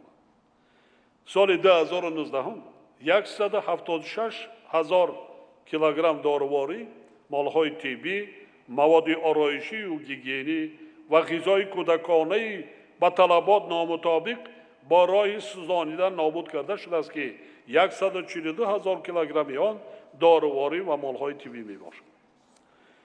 بنابراین وزارت تندرستی و حفظ اجتماعی اهالی و خدمات گمرک را ضرور است که نظارت صفت دارویی وارد شونده و پیشگیری کردن واردشوی داروهای پس صفت و مهلتشان گذشته را پرزور نماید. همزمان با این با در نظر داشتی دیگرگونی‌های زیاد سالهای اخیر در بازار فارماسیوتی کشور با وجود آمده و به بهتر نمودن زمینه قانونگذاری نظارت معاملات دارویی و مال‌های طبی ضرور است که قانون جمهوری تاجیکستان درباره مواد دارویی و فعالیت فارماسیوتی در تحریر نو تهیه و به حکومت مملکت پیشنهاد کرده شد. حکومت مملکت به مسئله رشد ساحه فارماسیوتی بخصوص برآمدن استحصال دارویی از گیاه‌های شفابخش کشور توجه خاصه ظاهر می‌نماید.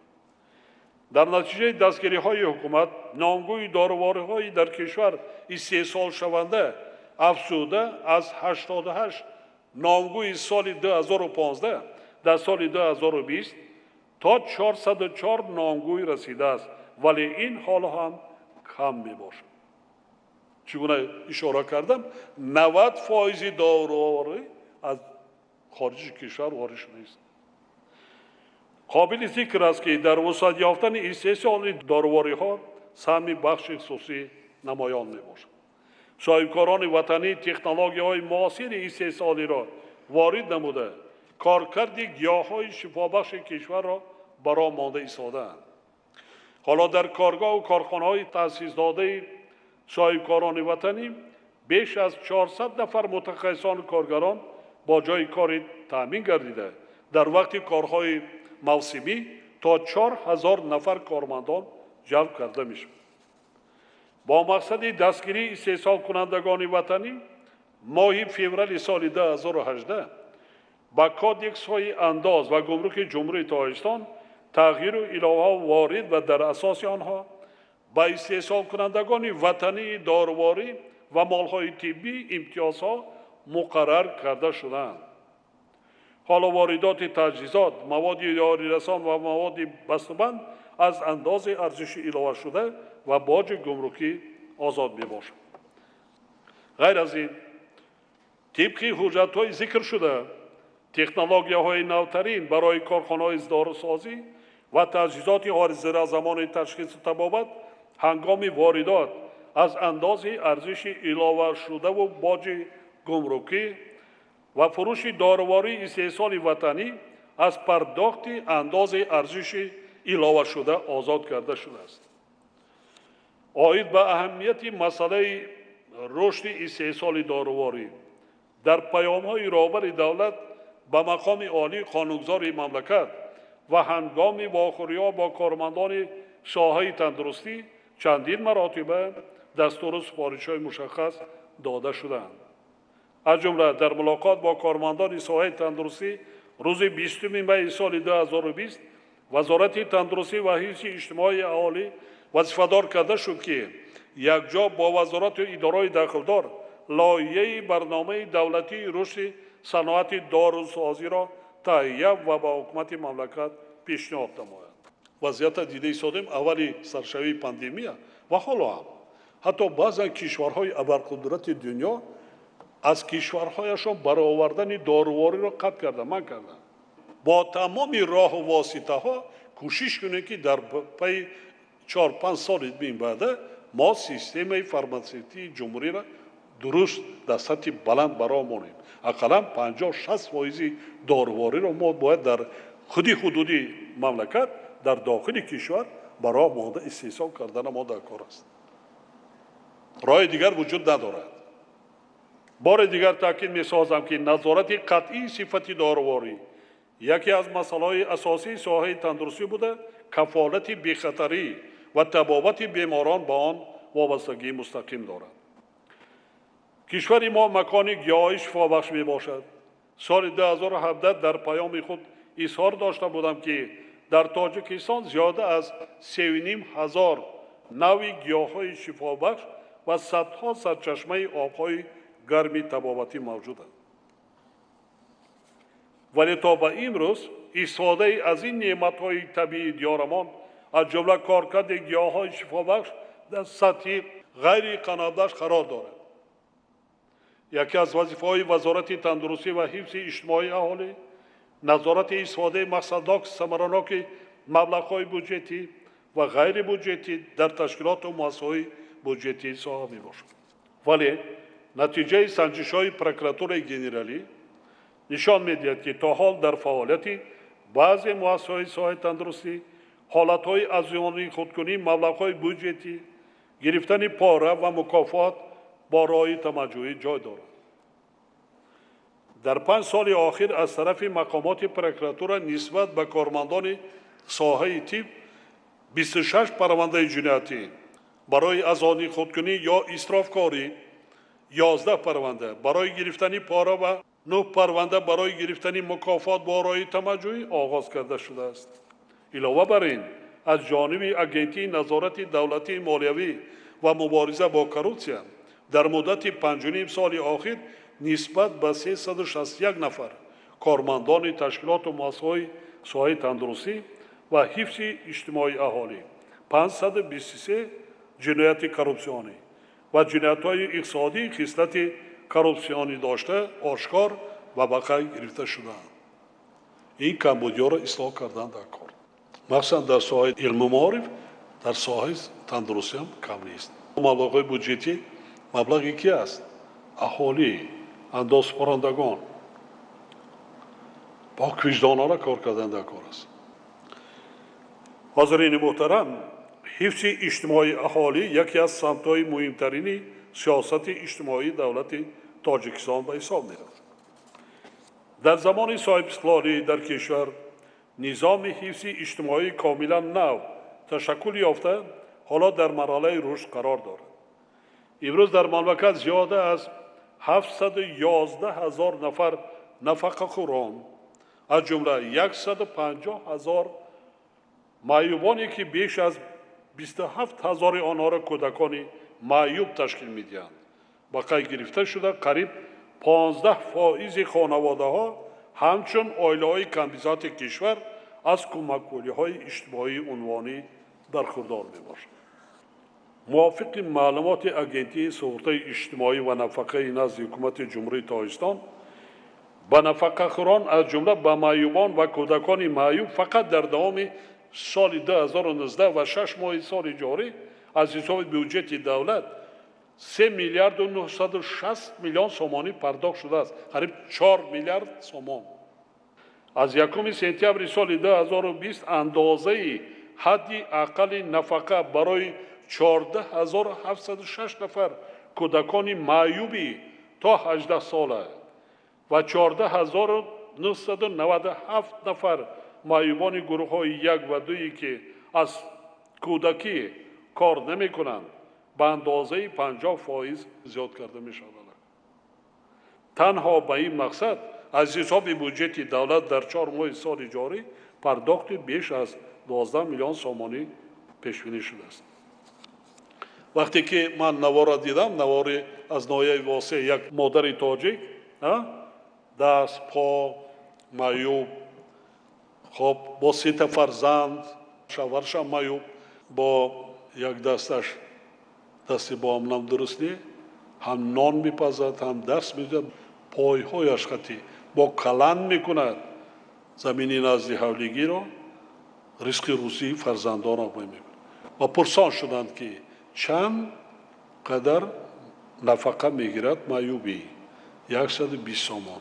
حالا که ما بعضا افرادی هست که با معلومات های بر دروغ بعضا طبیبان معیوبی گروه یکم شده قریب 2,000 سومانی وی میگیرد. سالم آدم یکان جاش درد نمیکند. برای همین من همین را برای نوبت گرفتم آن معیوبایی که در اصل از مادر معیوبی و عموما معیوب هستند که کار وی کردن نمیتوانند 50% نفقه آنها را زیاد کردند از 1 سپتامبر. از سال 2004 مکانیزم نوی پرداخت اجتماعی به مانند کمک پولی به خوانندگان از عائله‌های کم‌بساط، جبران پولی به عائله‌های کم‌بساط برای استفاده قوه برق، گاز طبیعی و کمک پولی عنوانی اجتماعی به عائله‌ها و شهروندان کم‌بساط جاری کرده شده است. مکانیزم مذکور تدریجاً در همه شهر و ناحیه‌ها جاری کرده شده در مجموع زیاده از 470,000 عائله‌های کم‌بساط از این کمک‌ها برخوردار گردیده با آنها در حجم 177 میلیون سومانی کمک پولی عنوان اجتماعی یک وقته تعیین شده است و حالا پرداخت شده ایستاده است، یعنی در مرحله منع پاندمی.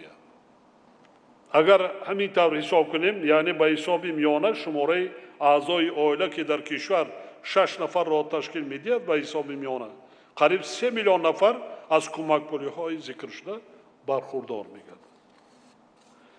در زمان صاحب استقلالی مسئله رشد مؤسسه‌های خدمات اجتماعی زیر توجه دائمی قرار دارد. در این دوره ده‌ها سند قانونگذاری از جمله قانون جمهوری تاجیکستان درباره خدمت‌رسانی اجتماعی و قرارهای حکومت مملکت قبول کرده شد.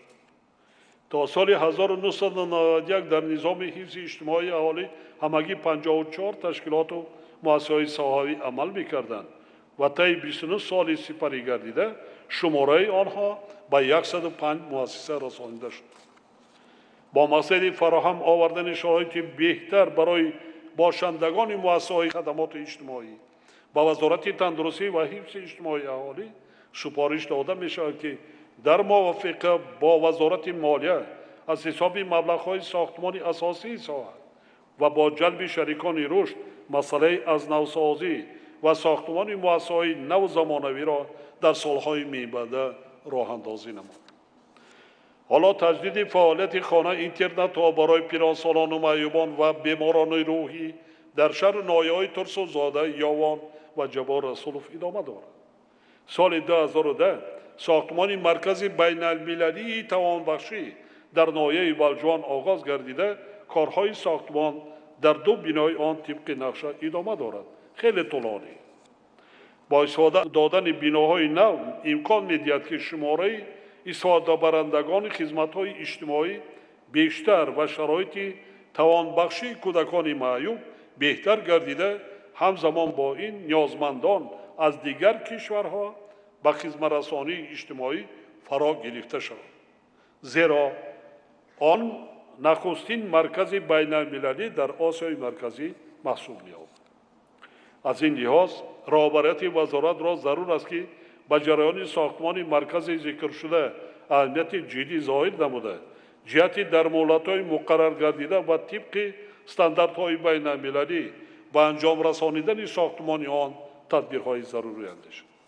همچنین به کمیته دولتی سرمایه‌گذاری و اداره اموال دولتی سپارش داده می شود که یکجا با وزارت‌های تندرستی و حفظ اجتماعی اهالی، صنعت و تکنولوژی‌های نو مسئله جلب سرمایه خارجی را برای ساختمان بینای نو زمانوی کارخانه پراتزی و ارتوپدی شهر دوشنبه بررسی نموده تا آخر سال جاری با حکومت مملکت پیشنهاد اساسناک منظور نماید.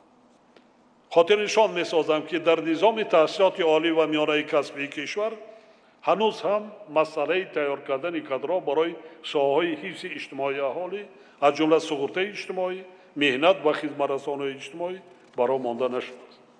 بنابراین وزارت‌های رشد اقتصاد و سودا، معارف و علم، تندرستی و حفظ اجتماعی اهالی، صنعت و تکنولوژی‌های نو باید جهت تقویت بخشیدن تدبیرها عاید به تیار کردن متخصصان دارای تحصیلات عالی و میانه کسبی برای ساحه چاره‌جویی نماید. حکومت تاجیکستان در آینده نیز برای رشد ساحه‌های حفظ اجتماعی اهالی از جمله سقوط اجتماعی، تأمینات نفقه و بلند برداشتن سطح نیکوحوالی طبقه‌های آسیب پذیر اهالی همه چاره‌های ضروری را راه اندازی می‌نماید. زیرا این ساحه یعنی غمخواری دائمی در حق یتیمان و معیوبان، عائله‌های بی‌سرابان و کم‌بضاعت و دیگر گروه‌های آسیب پذیر اهالی یکی از سمت‌های مهمترین سیاست اجتماعی دولت ما می‌باشد. حاضرین گرامی، با مقصد حل مشکلات و مسائل ساحه تندرستی، برطرف کردن کمبودی‌های ذکر شده و باز هم بهتر برای ماندن فعالیت مؤسسه‌های ساحه ضرور است که در سالهای می‌آینده به سمت‌های زیرین دقت اولین درجه داده شد. اولا برای آماده نمودن متخصصان با صلاحیت و بلند اختصاص و جوابگو به طلبات زمان معاصر با جلب کارشناسان بین المللی و شریکان رشد با کنسپسیون اصلاحات تحصیلات طبی و فرماسیوتی ایلاوهای ضروری وارد کرده شده نظام تحصیلات بعد دیپلمی طبی تقویت بخشیده شد.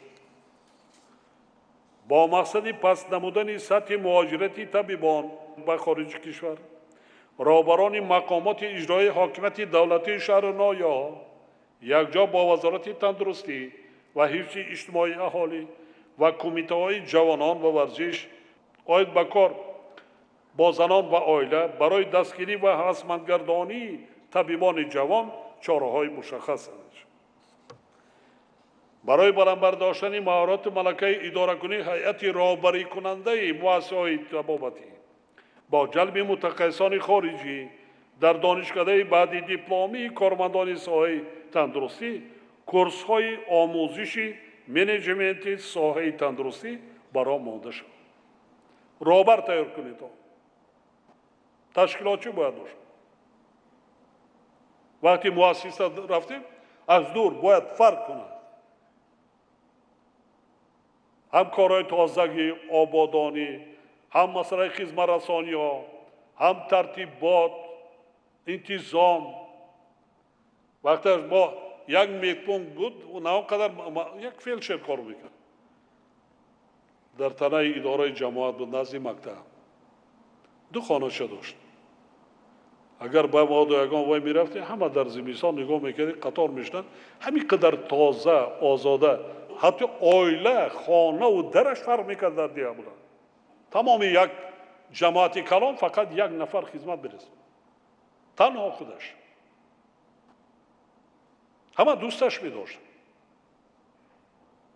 حولی درش در همون زمان بسیار تازه و آزاده بود و زمینی نزد حولیگیش بسیار وای بود مؤسسه‌های طبابتی ساحه تندرستی عموما تازه آزاده زیبا باید باشد خود طبیبان خانه درشان نمونه عبرت باید باشد و بینه قاعده‌های بهداشتی شخصی میگیم جمعیتی مردم ما باید مردم ملت فرهنگی هستیم خب دست شستن طاعت عبادت کردن دست شستن این چیزی معمولی است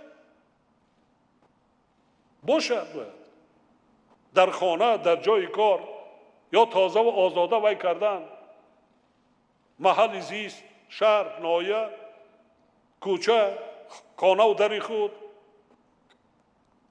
یا نه همینطور نیست جشن نوروز چی را می آموزد نوروز قریب 6000 سال پیش این زیبایی پرستی است که تازه کاری است آزاده کاری است برنامه رقمی کنانی نظام تندرستی برآورده پایگاه یگانه طبی تاجیکستان تأسیس و ساختار مسئولی دولتی معین کرده شد. پایگاه‌های کلینیکی مؤسسه‌های تحصیلات میانه و عالی کسبی طبی تقویت داده دایر به بنیاد کلینیک‌های دانشگاهی چاره‌جویی و در منطقه‌ها آزمایشگاه‌های معاصر تشخیصی بیماری‌ها تشکیل کرده شد. مردم را سرسانه سرگردان کرده مانده کار نیست. برای آماده نمودن متخصصان ساحه روانشناسی و بهداشت چاره‌های علاوه‌ای اندیشیده متخصصان روانشناس، صحت‌شناس و بهداشت به مؤسسه‌های تعلیمی و طبابتی وابسته کرده شد. برنامه میان مدت رشد صنعت داروسازی و طب جمهوری تاجیکستان برای سال‌های 2021-2025 تهیه گردیده برای بررسی به حکومت کشور پیشنهاد کرده شود. حتمی و هر چیز زودتر. برنامه رشد مؤسسه‌های طبابتی دولتی تهیه گردیده دوره به دوره با تجهیزات معاصر طبی مجهز ساختن همه مؤسسه‌های طبابتی سمت افزایش آن معین کرده شد. وضع مرکب اپیدمیولوژی سال جاری نشان داد که در کشور مسئله نارسایی متخصصان ویروسولوژ، اپیدمیولوژ، ایمونولوژ و ریانیماتولوژ بسیار جدی است. انگشت‌شمار.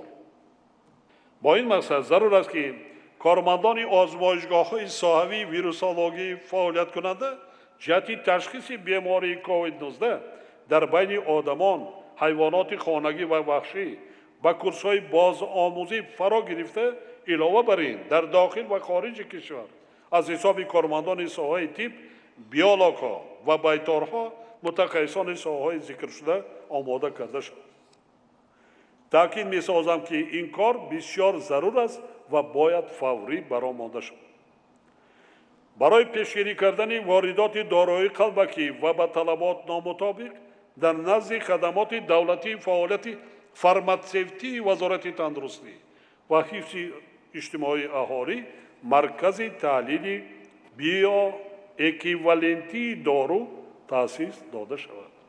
تشکیل کمیسیون فوری ضد اپیدمیولوژی ستادهای شهری، نایوی و مالی و هماهنگ و جانانگ نمودن فعالیت مشترک آنها در هر یک بیمارخانه و مرکزهای سلامتی فعالیت نمودن متخصص اپیدمیولوژ و منتظم گذراندن مشق‌ها آید به اندیشیدن چاره‌های فوری هنگام پیداشوی این یا آن بیماری سرایتی خیلی ضرور میباشد.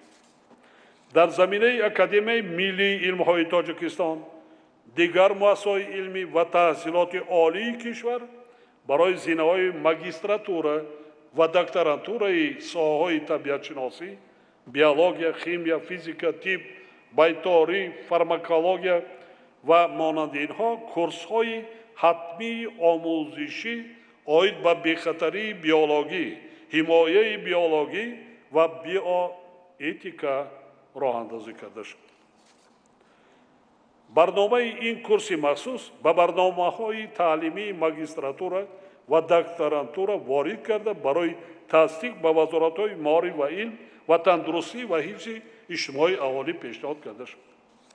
تهیه برنامه عملی آید به آموزاندن نجات دهندگان، طبیبان، بیمارها، بیولوژها و کارمندان خدمات صدموی جهت اندیشیدن چاره‌های فوری هنگام استفاده مواد خطرناک بیولوژی و در این زمینه گذراندن مشق‌های صحرایی با جلب متخصصان ساحه و کارمندان کمیته حالت‌های فوق‌العاده و مدافع گرجدنی ضرور است. ستاد جمهوری را ضرور است که جهت پرزور نمودن چاره‌های پیشگیری کننده در جایهای جمعیتی تدبیرهای علاوگی را راه اندازی کرده کارهای فهماندهی را دایر بر رعایت توصیه‌های متخصصان و قاعده‌های بهداشتی شخصی و جمعیتی جانانگ نماید. مثلا دوره‌ای که مکتب‌ها کار و فعالیت کردن شروع کردن از دیروز بخش‌های بچه‌ها دانشگاه‌های عالی مملکت خیلی حالا هوشیار بودن اما در کار خیلی یک 10 روزه خیلی جدی کار کردن ما در کار که اینا به مجرای معین وارد شوند. من برای چی تاکید کرده ایستادم شما معلومات دارید اروپا علاقه حالا نقشه چاره‌بینی‌های از نو ایزولیاسیون کردن کشورها از یکدیگر چاره‌جویی کرده است برای موج دویمش. با در نظر داشت آنکه تطبیق سیاست دولت در ساحه تندرستی و صفت خدمت‌رسانی‌های طبی در ولایت‌ها و شهر نایاب با ملکه تشکیلاتچی دانش و تجربه و قابلیت کلانی سرطبیبان وابستگی زیاد دارد وزارت تندرستی و حفظ اجتماعی اهالی وظیفه‌دار کرده می‌شود که طلبات را نسبت به متخصصانی که به وظیفه سرطبیب تعیین کرده می‌شوند پرزور نموده با مسائل انتخاب و جابجاگذاری کادرها و دوره به دوره از اتستاسیا گذراندن آنها اعتباری اولین درجه دهند. خب سرطبیب 5 سال کار کرد 6 سال کار کرد ایواز کردن در کار راتاتسیا کردن در کار عادت میکنند در یک جا شیشته عادت میکنند کمبودی رو نمیبیند دیگر کار پیش نمیرد زیاد میورد ولی اگر متخصصی خوب باشد کارهای بلندتر یا که با کارهای یکان شهرهای کلانتر مؤسسه کلانتر تحلیل کنید آن بعضانش سرطبیبا یک عمره هستند خدمت بسیار وی کرده است پیشنهاد کردن در کار خدمت‌هاشون را قدر کردن در کار تا با مکافات‌های دولتی پیشنهاد کنید لیکن در یک جا شیشتن مثال وی بینیتان اونقدر وی ندارد ثمرانگی وی میشود پس میشود با سبب آنکه مهلت تطبیق استراتژی ملی سالمی اهالی جمهوری تاجیکستان برای سالهای 2010-2020 به آخر رسیده ایستاده است وزارت تندرستی و حفظ اجتماعی اهالی وظیفه دار کرده می شود که استراتژی نوی رشد ساحه را برای تا سال 2030 تهیه و به حکومت منظور نماید. دوستان گرامی بارها تاکید کردم و باز تکرار می کنم که طبیبان آخرین درگاه امید شخصان بیمار می باشند. آنها نه تنها با دانش و ملکه کسبی балки бо сухани нарму лафзи ширин нигоҳи гарму дили пурмеҳр бояд беморонро шифо бахшад. муоширати хуб ва муносибати ҳалимона нисбат ба бемор ними табобат буда ба ӯ қувват мебахшад ва дардашро сабук мегардонад. ман доимо мегӯям ки табиб бо забонаш табобат мекунад. бемор ҳама чиза муҳтоҷ аст. касе ягон ҷо дандонаш дар карда бошад, гӯшаш дар карда бошад, ягон узви баданаш дар карда дар биёвад, худатонро бис мекунед, ҳамеша муҳтоҷ бишавед. лекин муомилаи хуб бисёр беҳуда нагуфтанд ки забони ширин морро аз ҳечаш берун кардааст. чаро ҳар хабарро мо бар маризон гам мезанем? хабарманд дар назарам хабарҳои нохуш. барои чи ҳар бар касалиҳои вазмин ва будагӣ ҳар касро бимонем пешаш дарояд барояд маълумот ояд, хабар диҳад. ё телефонша гирифтан дар кор. мо меҳам ҳамшираҳои шавқате бошад ки табиб наметавонад доим дар пеши ҳар як мариз истад, намерасад табиб. ҳамшираҳои шавқат забони ширин дошта, муомилаи хуб дошта шуд. бовар дорам ки тамоми кормандони соҳаи тандурустӣ пеш аз ҳама табибону ҳамшираҳои шавқат меҳбат нест бо дасту дили нияти пок ба халқ хизмат мекунанд ва вазифаи худро бо масъулияти баланд иҷро намуда шарафи касби пурифтихори хиш яъне шифобахши дарди мардумро баланд мебардоранд. шумо бояд доим дар хотир дошта бошед ки пайравони синои бузург мебошед. ин аломаи замон дар вазнинтарин рӯзҳои сахти мардум аз байни одамон ҷудо нагардид. тамоми донишу таҷриба ва маҳорату малакаи хешро барои шифои беморон сарф намуд. умедаш ҳамеша тандурустии инсон буд. умедворам ки шумо низ ба хотири рушди соҳаи тандурустӣ ва ҳифзи иҷтимоии аҳолӣ ва ҳимояи сиҳатии шаҳрвандони кишварамон ҳамаи саъю талоши худро сафарбар месозед. бори дигар ҳамаи шумо ва тамоми кормандони соҳаи тандурустии кишварро ба муносибати ҷашни касбӣ табрик гуфта ба ҳар яки шумо дар ин кори заҳматталаб вале пуршараф барору муваффақият орзу менамоям. ҳамеша саодатманд ва сарбаланд бошед дӯстони азиз.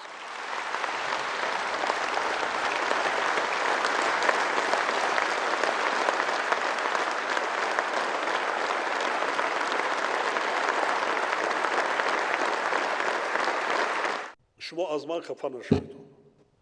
ман он чизе ки таҳлил кардам ин ҳозирият як қисмаш ман худам таҳлил кардам чӣ коре кардем.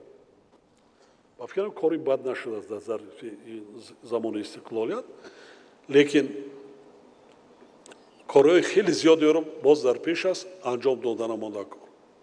хеле аввалан ки мо аҳамияти аввалин дараҷа тем ба сатҳу сифати тайёр кардани мутахассисонро баробар дорем. дар мадди аввал мо иншоот муассисаҳо месозем, сохта истодем, идома медиҳем. дуюм масъалаи ворид кардан, як бо ҳар роҳвосита ворид кардани технология ва таҷҳизотҳои тибби замонавӣ ки мутахассисони варзида тавонад дар дохил бошад. сеюм имконият дода мондакор ки сектори хусусии соҳаи тиб рушд кунад. натарсем, тарсида мондакор нест. ки аст? ҳамун табибои мо аст. ҳамун табибои мо аст. вақте синни солаш нафақа аз хизматчии давлатӣ баромад, дар он ҷо кор мекунад. ё ин ки як вай кори инҷа як ставка бошад, бо он як вай мекунад, даромад мегирад, ҳавасманд мешавад, аз ҳамин соҳа дур намеравад, таҷриба пайдо мекунад. бемузди меҳнат, бешароити вай ягон кас рафта ҳозир дигар хизмат намекунад. кам аст хел одамони ки фанатики ҳамун соҳа ҳастанд. кам. барои шароит мо дасти мо дар кор нест. ин имкониятҳо дар дасти мо аст. фақат ки тартибу интизома ما درست از خودم آسر کرده برامونیم سرطلب بدن آماده کن شادیق بدن آماده کن با وطن با ملت با خلق با دولت دست دینیت پاکتی باور کرده تعیین کردین نظارت کنید میشود کار میشود صاحبی عزت احترام ما میشود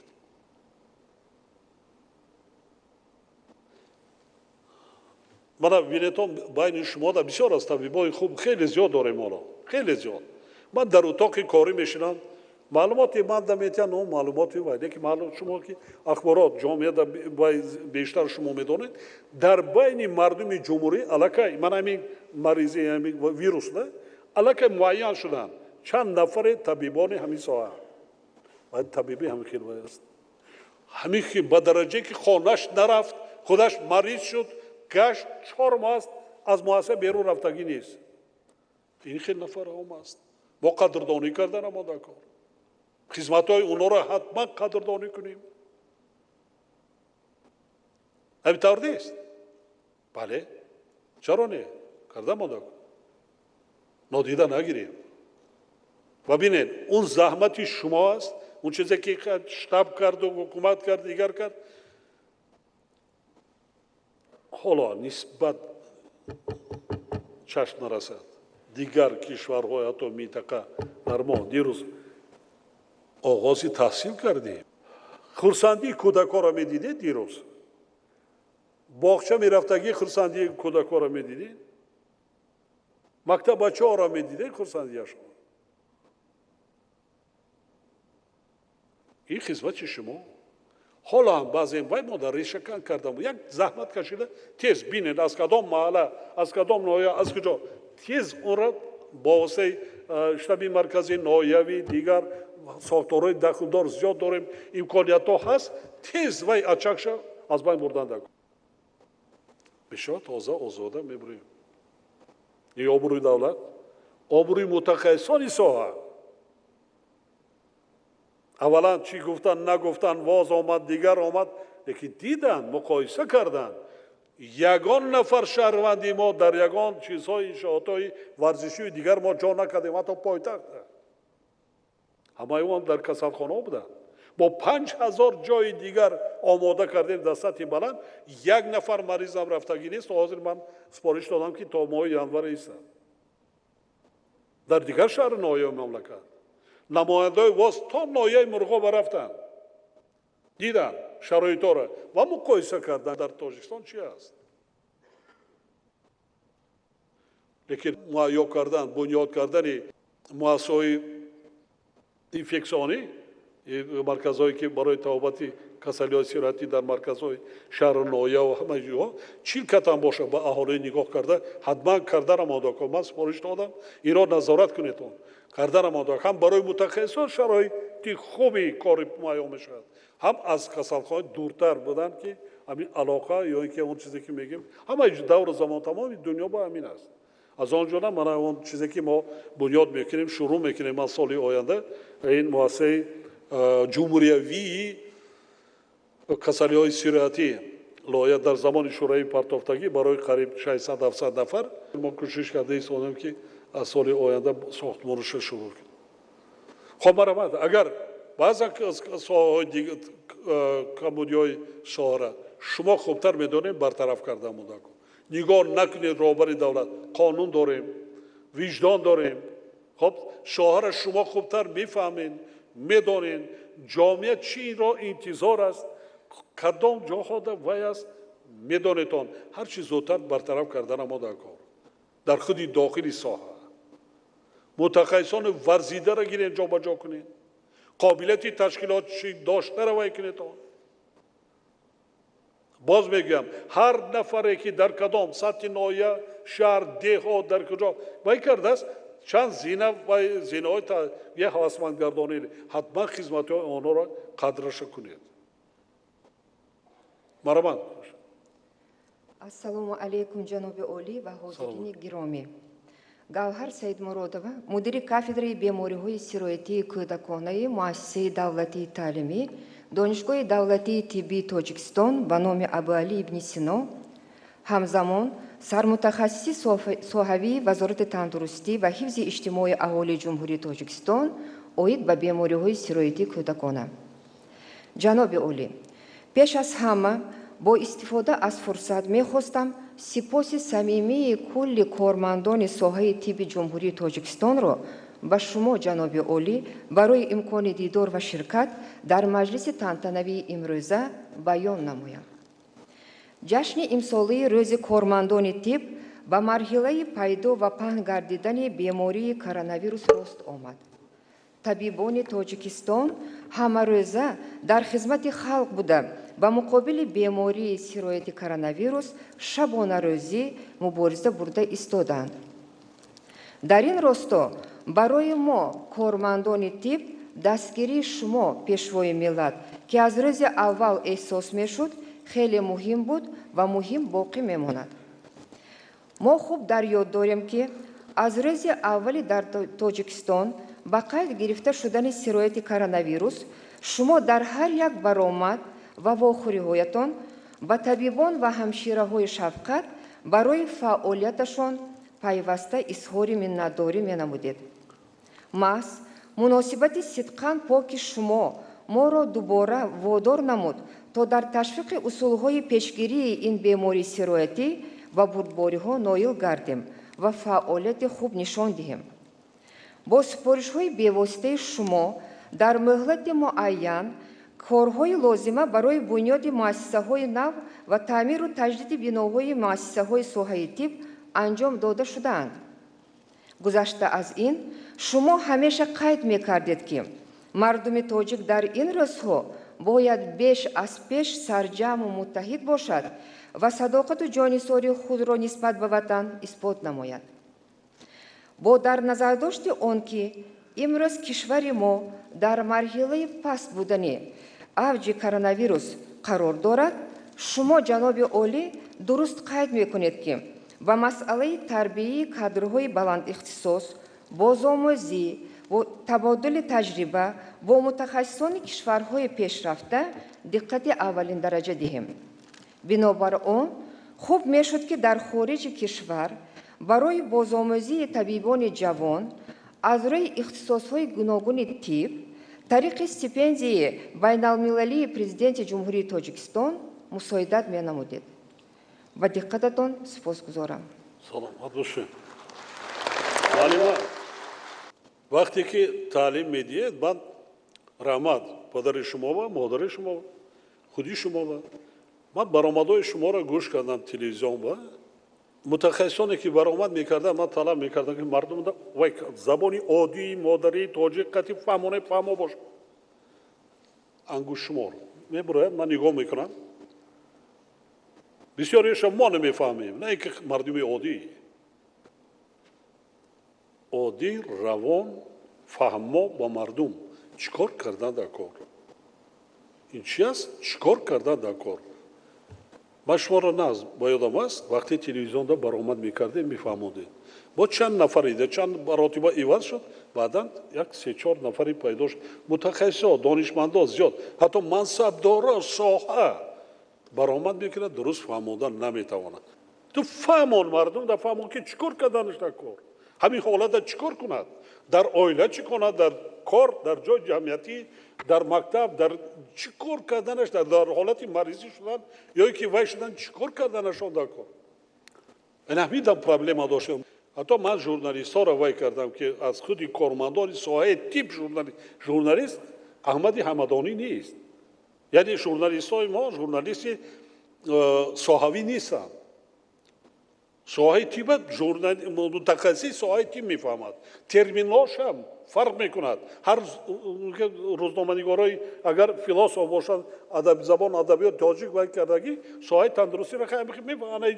чи аст ки терминҳои соҳаи тиба намефаҳманд, сарфам намераванд. ё ки сохтмона, меъмора, дигара. барои ҳамин ман супориш додам, ки худи баранда бояд аз мутахассисони соҳаи тиб бошад, омода карда мода кор. чӣ мехоҳад мардум шунидан ба кадом тарз? дигар мо як кор аз аввал вай кардем, ҷорӣ накардем, کار خدمت بسیار وای میکرد روانشناسا را وای کردن در کار بود روانشناسای با قوت ما مردم از حالت پسیخوز ترس همین ترس حاضرم بسیار اونایی که در کسالخانه ها میافتن بیشتر از ترس دارن واهمه دارن میترسن اونا دشوار تبابت گیرنده هستند بسیار دشوار تبابت مییابند همین نیست چون که روحی روانی و دارو هم دیگه تاثیر نمیکنند اگر پسیخوزی سخت داشته باشد و در حالت پانیکا باشد انا همین چیزا ما وای کرده نتونستیم که همین هم من برای چی برآمد اگر بیاد داشته باشید من از کسلی های دیگه شروع کردم که از همین کسلی التهاب شش میگیم پنیمونیا التهاب شش میشه یا در یک سال چقدر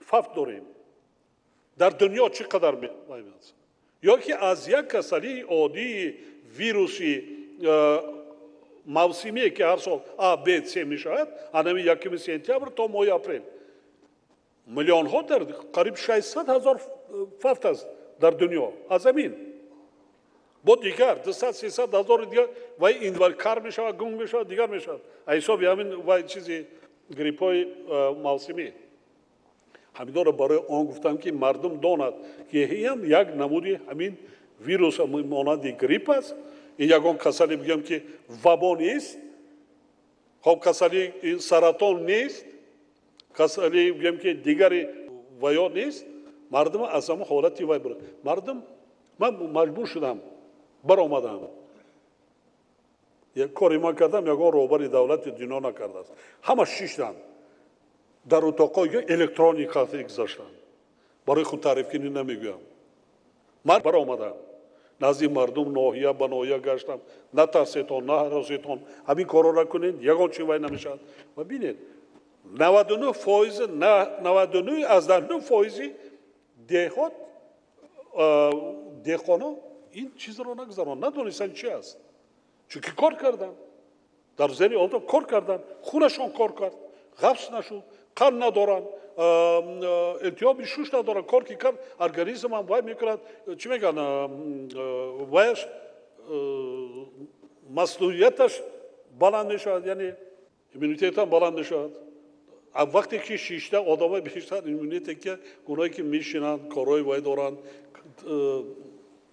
فقط خوردن حرکت نیست این بیشتر این چیزای وای لیکن مردم از هم مهمش که همین اما بسیار شرایط وضعی دارم پای قصالاق اثر گذراندم هیچگاه ترسیده در کار نیست ترس خودش مرگ است ترس کسلی زرپرمی میشه ای ترس میشه ای ترس بعضا کسلی های دیگر روحی میشه ای حساب ترس میترسه اما که کسلی وای میشه یعنی وقتی روحی روانی قوی است ترس نیست هراس نیست ترسیدی ایمونی سیستم ریسک میفره رحمت طبیبا همه تونده با میگویم وقتی که شاهایی دعوت میکنن ناز خوب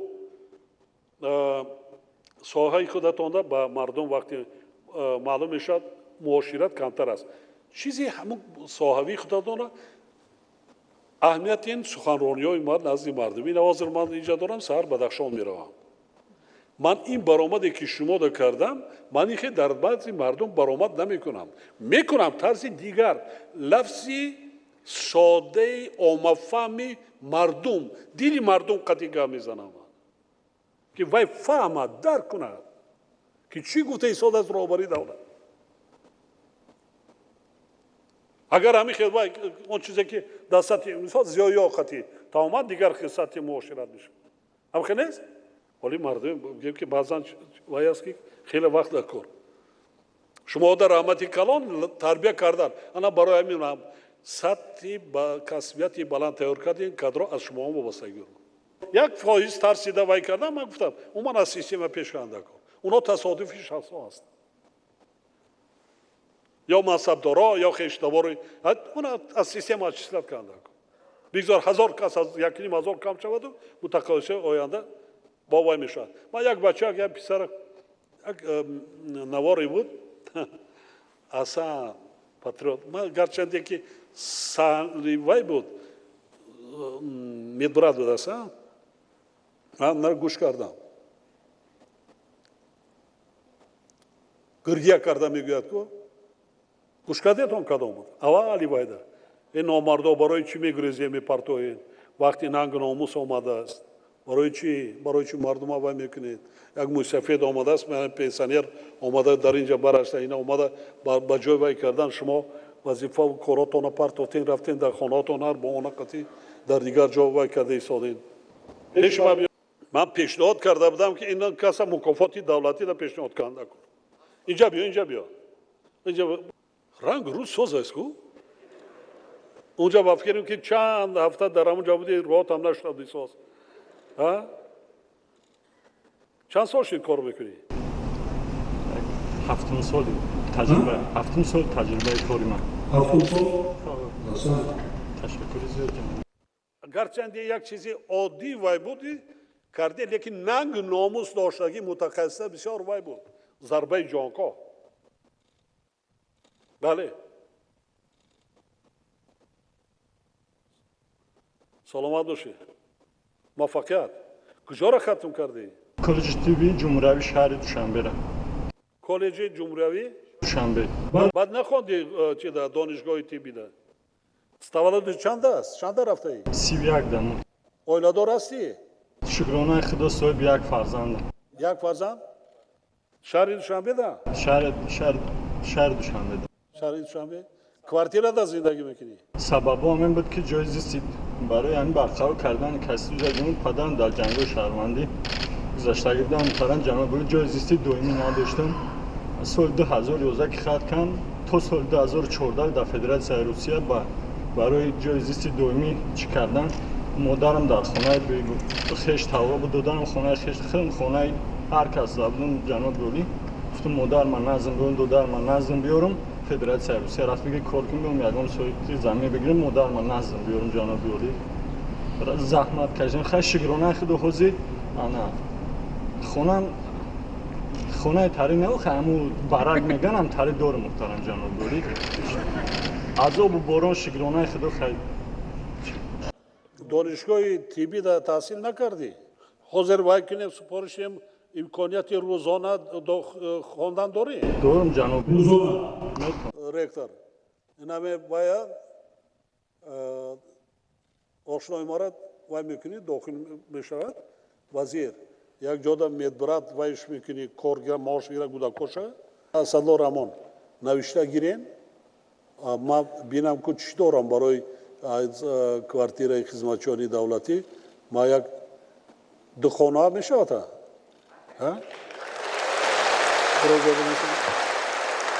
برای نام نویس کن برای خان هم کار کن هم زندگی تا پیش بر با من نظارت میکنم اسدالله رحمان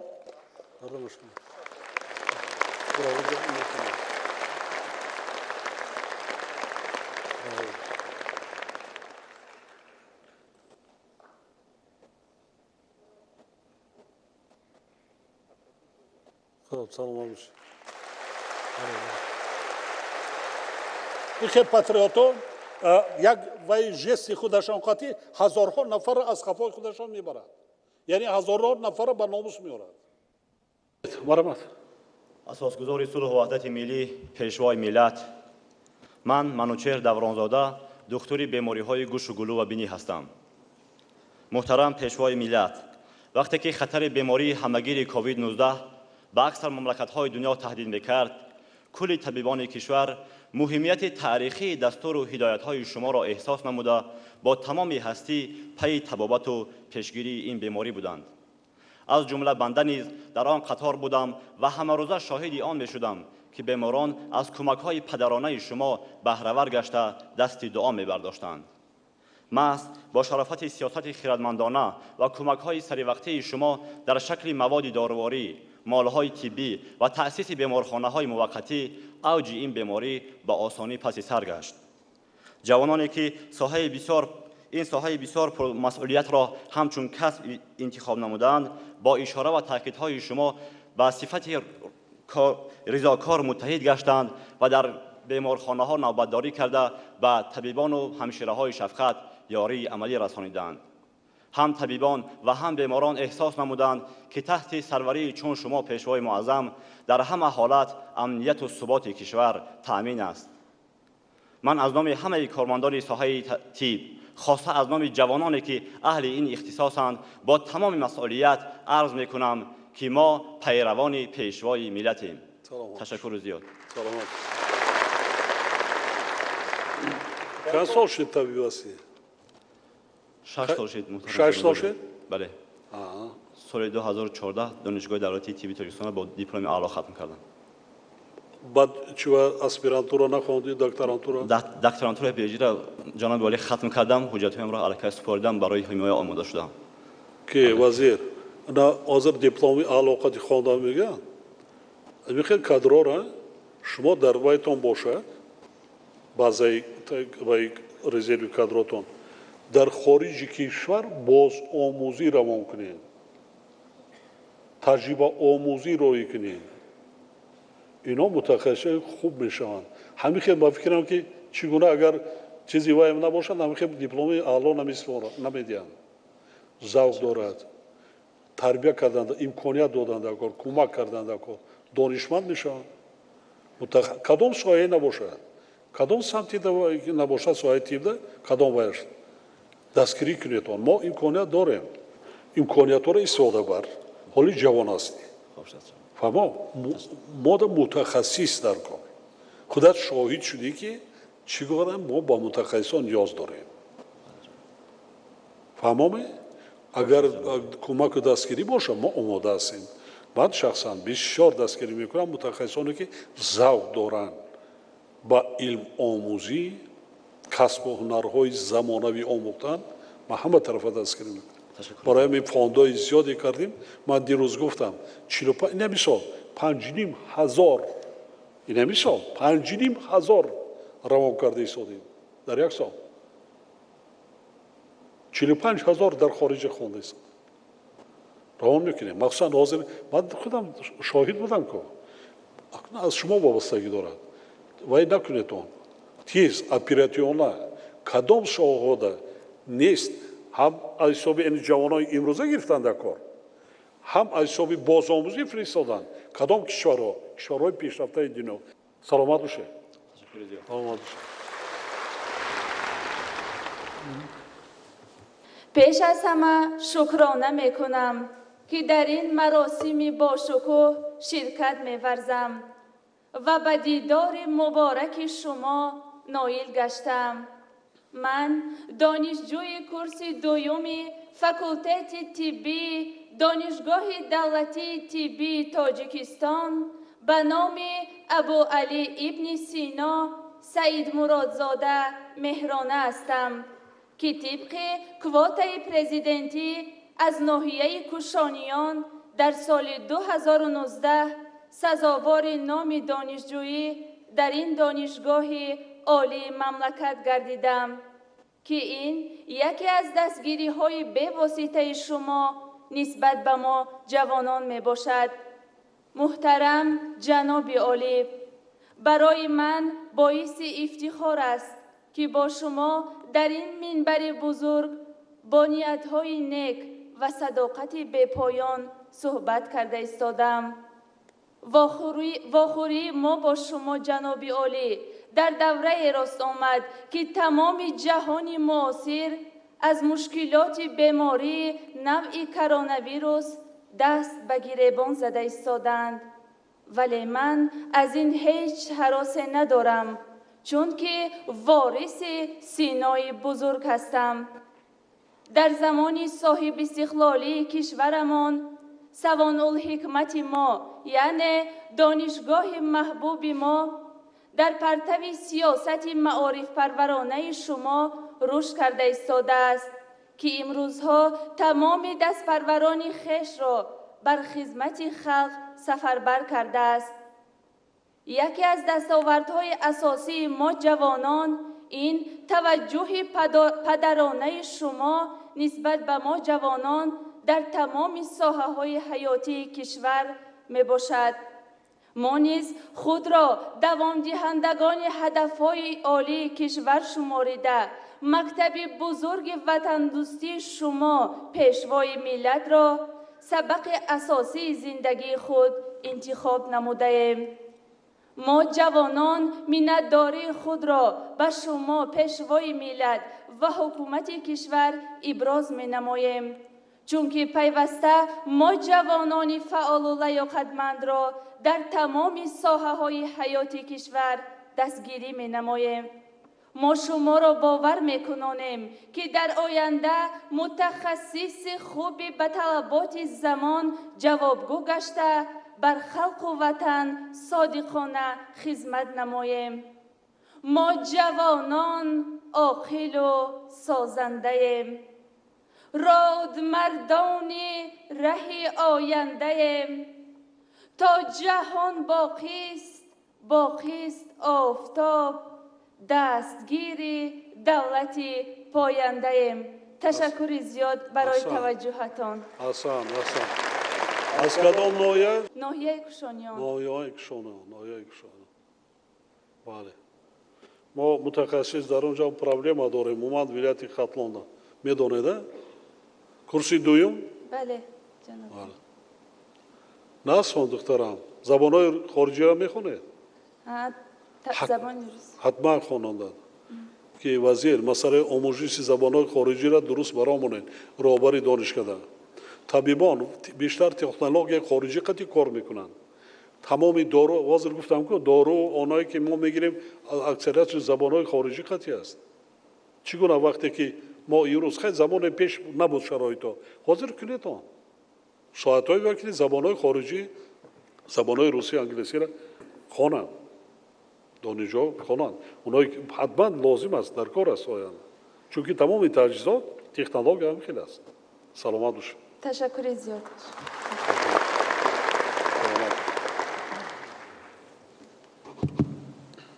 سلام و درودی به پایان به کل اهل نشست. سلام ای پیشوا مردی خدا داد، بکردی از سر نف کشور آباد. همه احسن همه خانیم تحسین، با آن فرزان مادر که تو را زاد.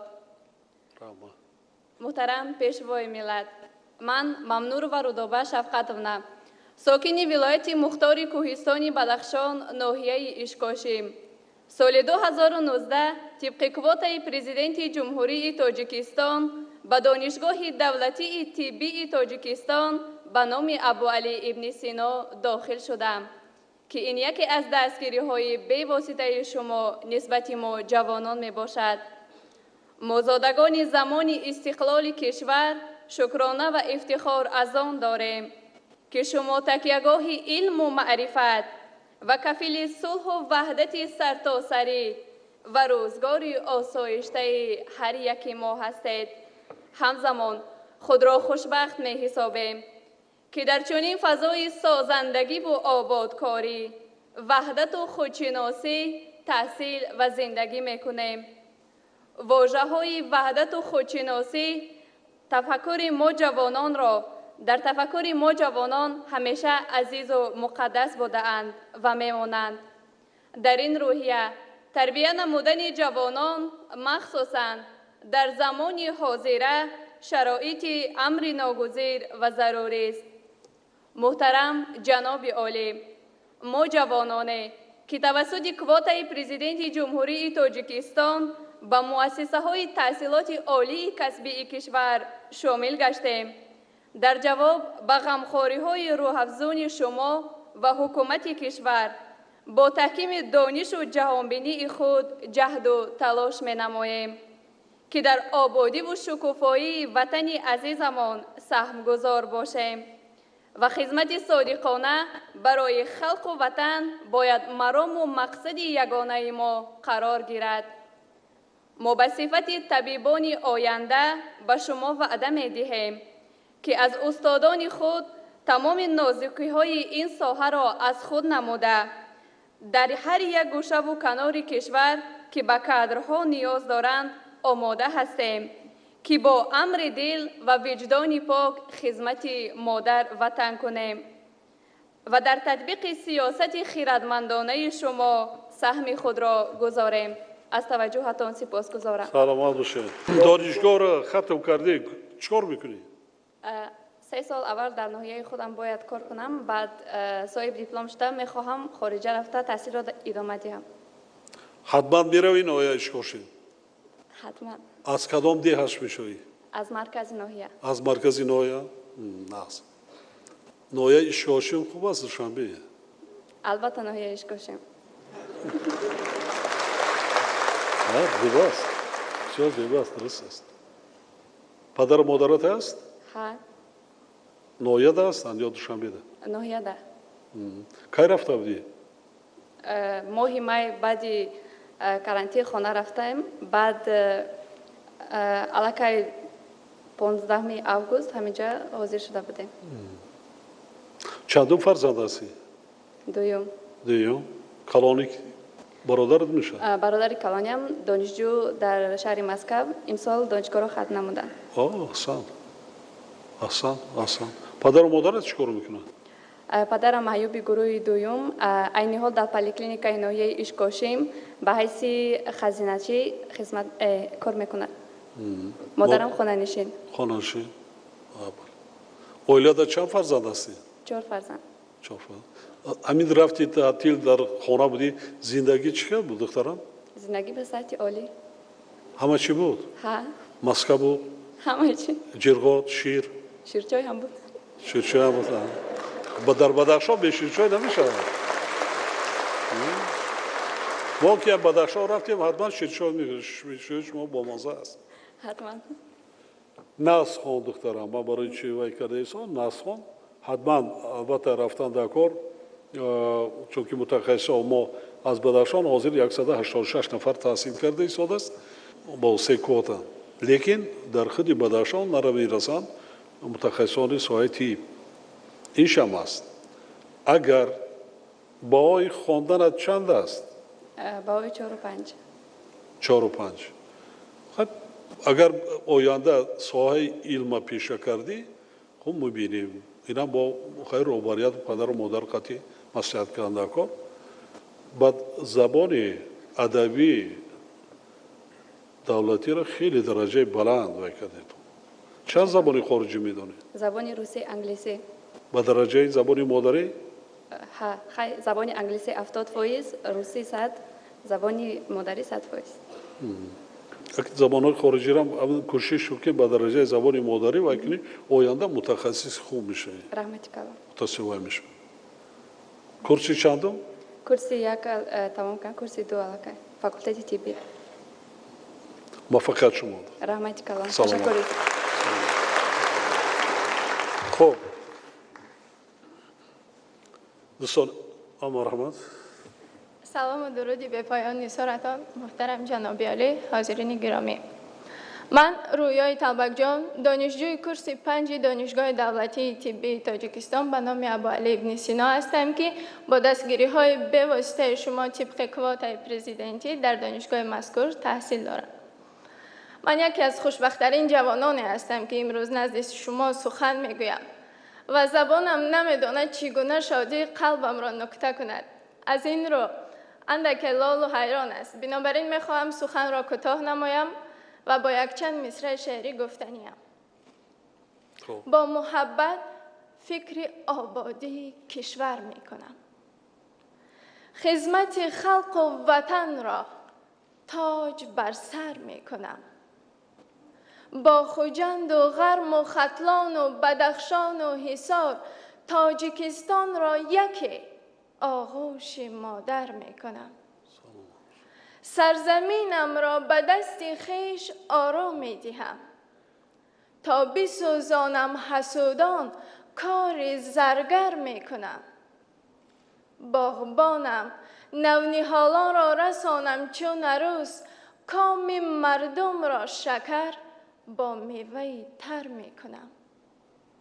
سرور امروزه من در ره خیر روان، سرور امروزه من در ره خیر روان، من بر رحمانی و خلق خیش باور میکنم.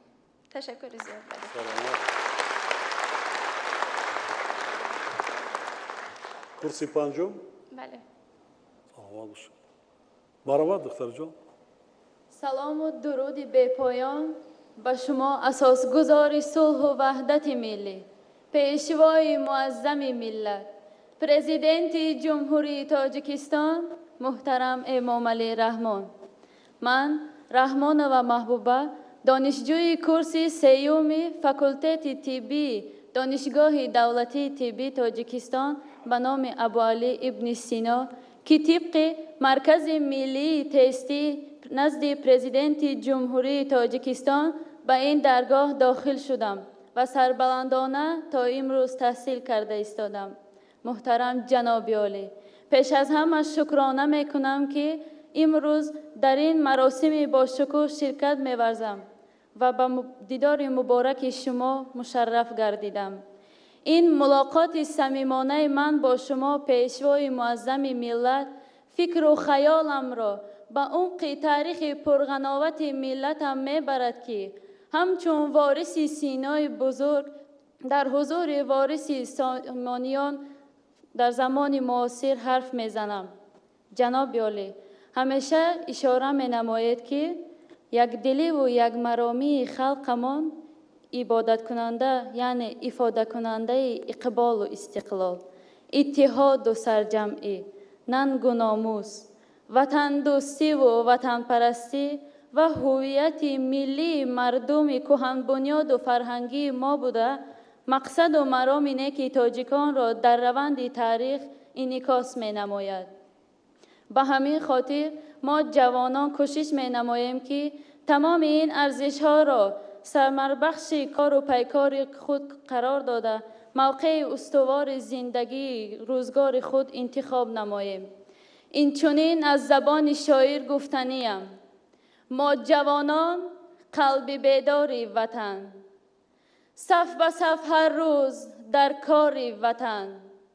ما عوض کردن نمی خواهیم هیچ با گل ملکی دیگر خاری وطن. از توجهتان سپاسگزارم. سلامت باشید. خب دخترم از کدام ناحیه هستین شما؟ از شهر دوشنبه محترم جناب عالی. زاده شهر دوشنبه. بله محترم جناب. پدر و مادرت چیکار میکنند؟ پدرم دوسنت کافدرای جراحی عصب در دانشگاه دولتی طبی تاجیکستان به نام ابوعلی ابن سینا. مادرت چه؟ مادرم اسیستنت کافدرای اکوشری و گینکولوژی رقم 2 در دانشگاه دولتی طبی تاجیکستان به نام ابوعلی ابن سینا. احسن. تشکر زیاد. از عائله طبیبان. بله. شما فرزند اول هستین؟ فرزند دومین. دومین هستین؟ بله محترم جناب عالی. اشاره هم کردی که ما با کوتا قطعی داخل نشیدم، ما مرکزی تستی قطعی داخل شدم. تان نه؟ خواندنا چقدر است؟ بای چند؟ خوب و اعلی محترم جناب. خوبی اعلی؟ نه از خواندن. مخصوصا پدرت طبیب باشد، مادرت طبیب باشد، علاقه در شما هم همون ذوق همین کسبه از خوردی پیدا شده میخونه؟ بله وقتی محترم پدر مادر ما داشته باشه خوان امکانیت است شما کارهای علمی دارم وکیل نسخون. تاجیکستان آیندهش درخشان است. نمی جوانان و نورسانی که امروز هست آینده تاجیکستان در دست آنها میشود. ما اونها را تربیت کنیم برای درست هدایت نماییم. بار دیگر تاکید میکنم حس بلند ملی داشتن ما در کار افتخار از تاجیکیت کنیم. خب دولت و ملت خود را دوست داریم. در یگان لحظه در یگان شرایط در چی قدر دشواری نباشد هیچگاه خیانت به ملت و دولت خود کردن در کار نیست. هیچگاه. بار دیگر تبریک به شما، سلامتی، موفقیت برای کار. فرمانی پرزیدنت جمهوری تاجیکستان درباره سرفرازگردانی کارمندان ساحه تندرستی برای کامیابی‌های مهنتی، فعالیت فداکارانه، احسان و شفقت، موفقیت در حفظ سلامتی اهالی و رسانیدن یاری طبی мутобиқи моддаи 69 Конститутсияи Ҷумҳурии Тоҷикистон фармон медиҳам. Кормандони зерини соҳаи тандурустӣ бо мукофотҳои давлатии Ҷумҳурии Тоҷикистон сарфароз гардонида шаванд. бо унвони фахрии корманди шоистаи Тоҷикистон Аҳмадова Ҳакимахон Савридинова, табиби пулмонологи муассисаи давлатии маркази тиббии шаҳрии рақами 1 ба номи Карим Ахмедов, шаҳри Душанбе.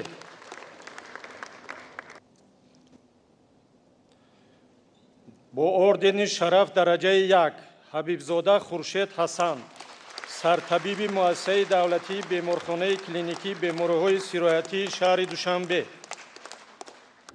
бо ордени шараф дараҷаи 1 Ҳабибзода Хуршед Ҳасан, сартабиби муассисаи давлатии беморхонаи клиникии бемориҳои сироятии шаҳри Душанбе. бо ордени шараф дараҷаи 2 Каримова Мунира Бобохоновна, сартабиби муассисаи давлатии беморхонаи клиникии бемориҳои сироятии кӯдаконаи шаҳри Душанбе. Раҳмонов Эркин Раҳимович, мудири кафедраи бемориҳои сироятӣ, муассисаи давлатии таълимии Донишгоҳи давлатии тиббии Тоҷикистон ба номи Абуалӣ ибни Сино. Юлдашева Азар Касимовна, мудири шуъбаи кӯмаки махсусгардонишудаи акушерии муассисаи давлатии пажӯҳишгоҳи акушерӣ, гинекологӣ ва перинатологии Тоҷикистон. бо медали хизмати шоиста Бахтибеков Амонбек Муборак Қадамович, мудири шуъбаи наҷоти муассисаи давлатии пажӯҳишгоҳи гастроэнтерологии Ҷумҳурии Тоҷикистон. Бегматова Сайёра Мирзоевна, табиби акушер, гинекологи маркази минтақавии перинаталии шаҳри Кӯлоб.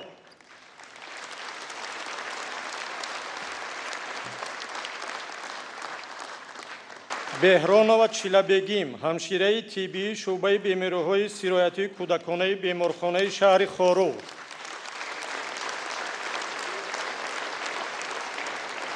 Давлатшоев Иматшо Неъматшоевич, сартабиби беморхонаи марказии ноҳияи Дарвоз. Ёров Камолуддин, мудири шуъбаи бемориҳои сироятии беморхонаи марказии ноҳияи Рашт. Иззатуллозода Соҷида Қудрат, мудири шуъбаи занонаи беморхонаи марказии ноҳияи Ёвон. Исломов Нурулло, мудири шуъбаи эҳёи муассисаи давлатии беморхонаи клиникии бемориҳои сироятии шаҳри Душанбе. Қосимова Гавҳар, ҳамшираи калони шуъбаи ташхиси вазифавии муассисаи давлатии маркази ҷумҳурии клиникии бемориҳои дил. Мавлонзода Алимат, сартабиби муассисаи давлатии беморхонаи ҷумҳуриявии физиотерапевтӣ ба номи Абдусаттор Нурматов. Маҳмадова Оишамо, мудири бахши хизматрасонии иҷтимоии мақомоти иҷроияи ҳокимияти давлатии шаҳри Кӯлоб. Мирзоҷонова Саида, ҳамшираи калони тиббии муассисаи давлатии маркази тиббии шаҳрии рақами 1 ба номи Карим Ахмедов, шаҳри Душанбе. Муллоҷонова Манижа Мақсудовна, корманди калони илмии озмоишгоҳи вирусологии муассисаи давлатии пажӯҳишгоҳи тиббии профилактикии Тоҷикистон. Муродов Мирзоалӣ, сартабиби маркази саломатии ҷамъияти саҳомии кушодаи нерӯгоҳи барқии обии Роғун. Муродова Дилрабо, корманди хурди илмии озмоишгоҳи вирусологии муассисаи давлатии пажӯҳишгоҳи тиббии профилактикии Тоҷикистон. Муҳаммадиева Манзурахон, ҳамшираи калони тиббии муассисаи давлатии маҷмӯаи тандурустии Истиқлол. Обидӣ Фарҳод, сартабиби беморхонаи марказии шаҳри Истаравшан. Пиров Хаём, муовини менеҷер оид ба корҳои модар ва кӯдаки беморхонаи марказии шаҳри Роғун. Фулодиён Гулсанам, сартабиби беморхонаи марказии шаҳри Гулистон. Расулов Баҳодур, табиби бемориҳои шуши муассисаи давлатии маркази миллии тиббии Ҷумҳурии Тоҷикистон шифобахш. Тишкова Фарида Хамадгалиевна, мудири озмоишгоҳи вирусологии муассисаи давлатии пажӯҳишгоҳи тиббии профилактикии Тоҷикистон. Толибов Абдулваҳоб, муовини директори муассисаи давлатии маркази тиббии рақами 1 ба номи Карим Ахмедов шаҳри Душанбе оид ба ёрии тиббӣ ба кӯдакон. Худойдодова Дилафрӯз, корманди хурди илмии шуъбаи эпидемиологӣ ва пешгирии бемориҳои сироятии муассисаи давлатии пажӯҳишгоҳи тиббии профилактикии Тоҷикистон. Шарифзода Турахон Маҳмуд, муовини сартабиб, оид ба корҳои табобатии муассисаи давлатии беморхонаи клиникии бемориҳои сироятии шаҳри Душанбе. Шарифов Насимҷон, сартабиби беморхонаи марказии ноҳияи Тоҷикобод. Шарифова Лоубат, муовини сартабиб, оид ба корҳои ҳамширагии муассисаи давлатии беморхонаи клиникии бемориҳои сироятии шаҳри Душанбе. Эргашева Ҷамила, ҳамшираи калони тиббии муассисаи давлатии беморхонаи клиникии бемориҳои сироятии шаҳри Душанбе.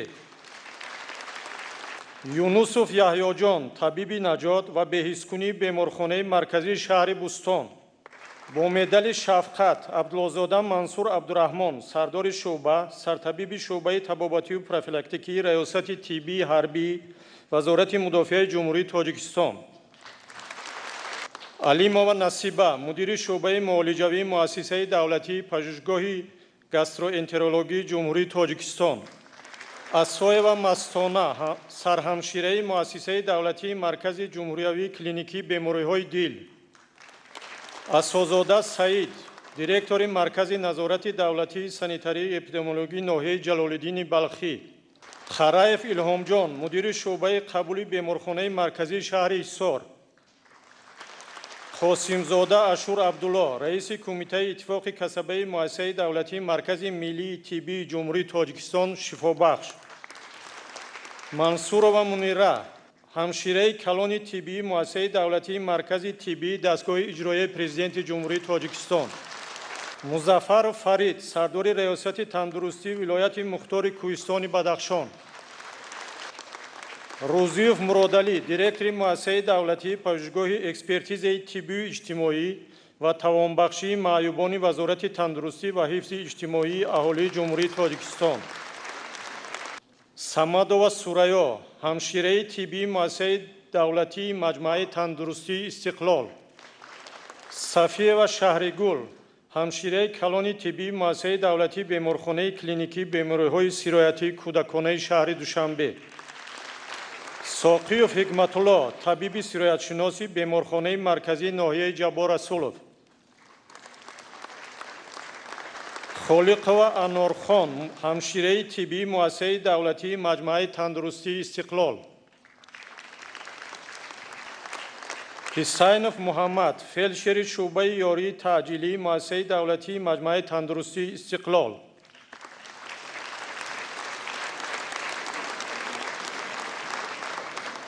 Ҷамолиддинов Собирҷон, мудири шуъбаи наҷот ва беҳискунии беморхонаи марказии ноҳияи Бобоҷон Ғафуров. Шарифов Саадулло, сардори раёсати тиббии кумитаи ҳолатҳои фавқулодда ва мудофиаи гражданӣ назди ҳукумати Ҷумҳурии Тоҷикистон.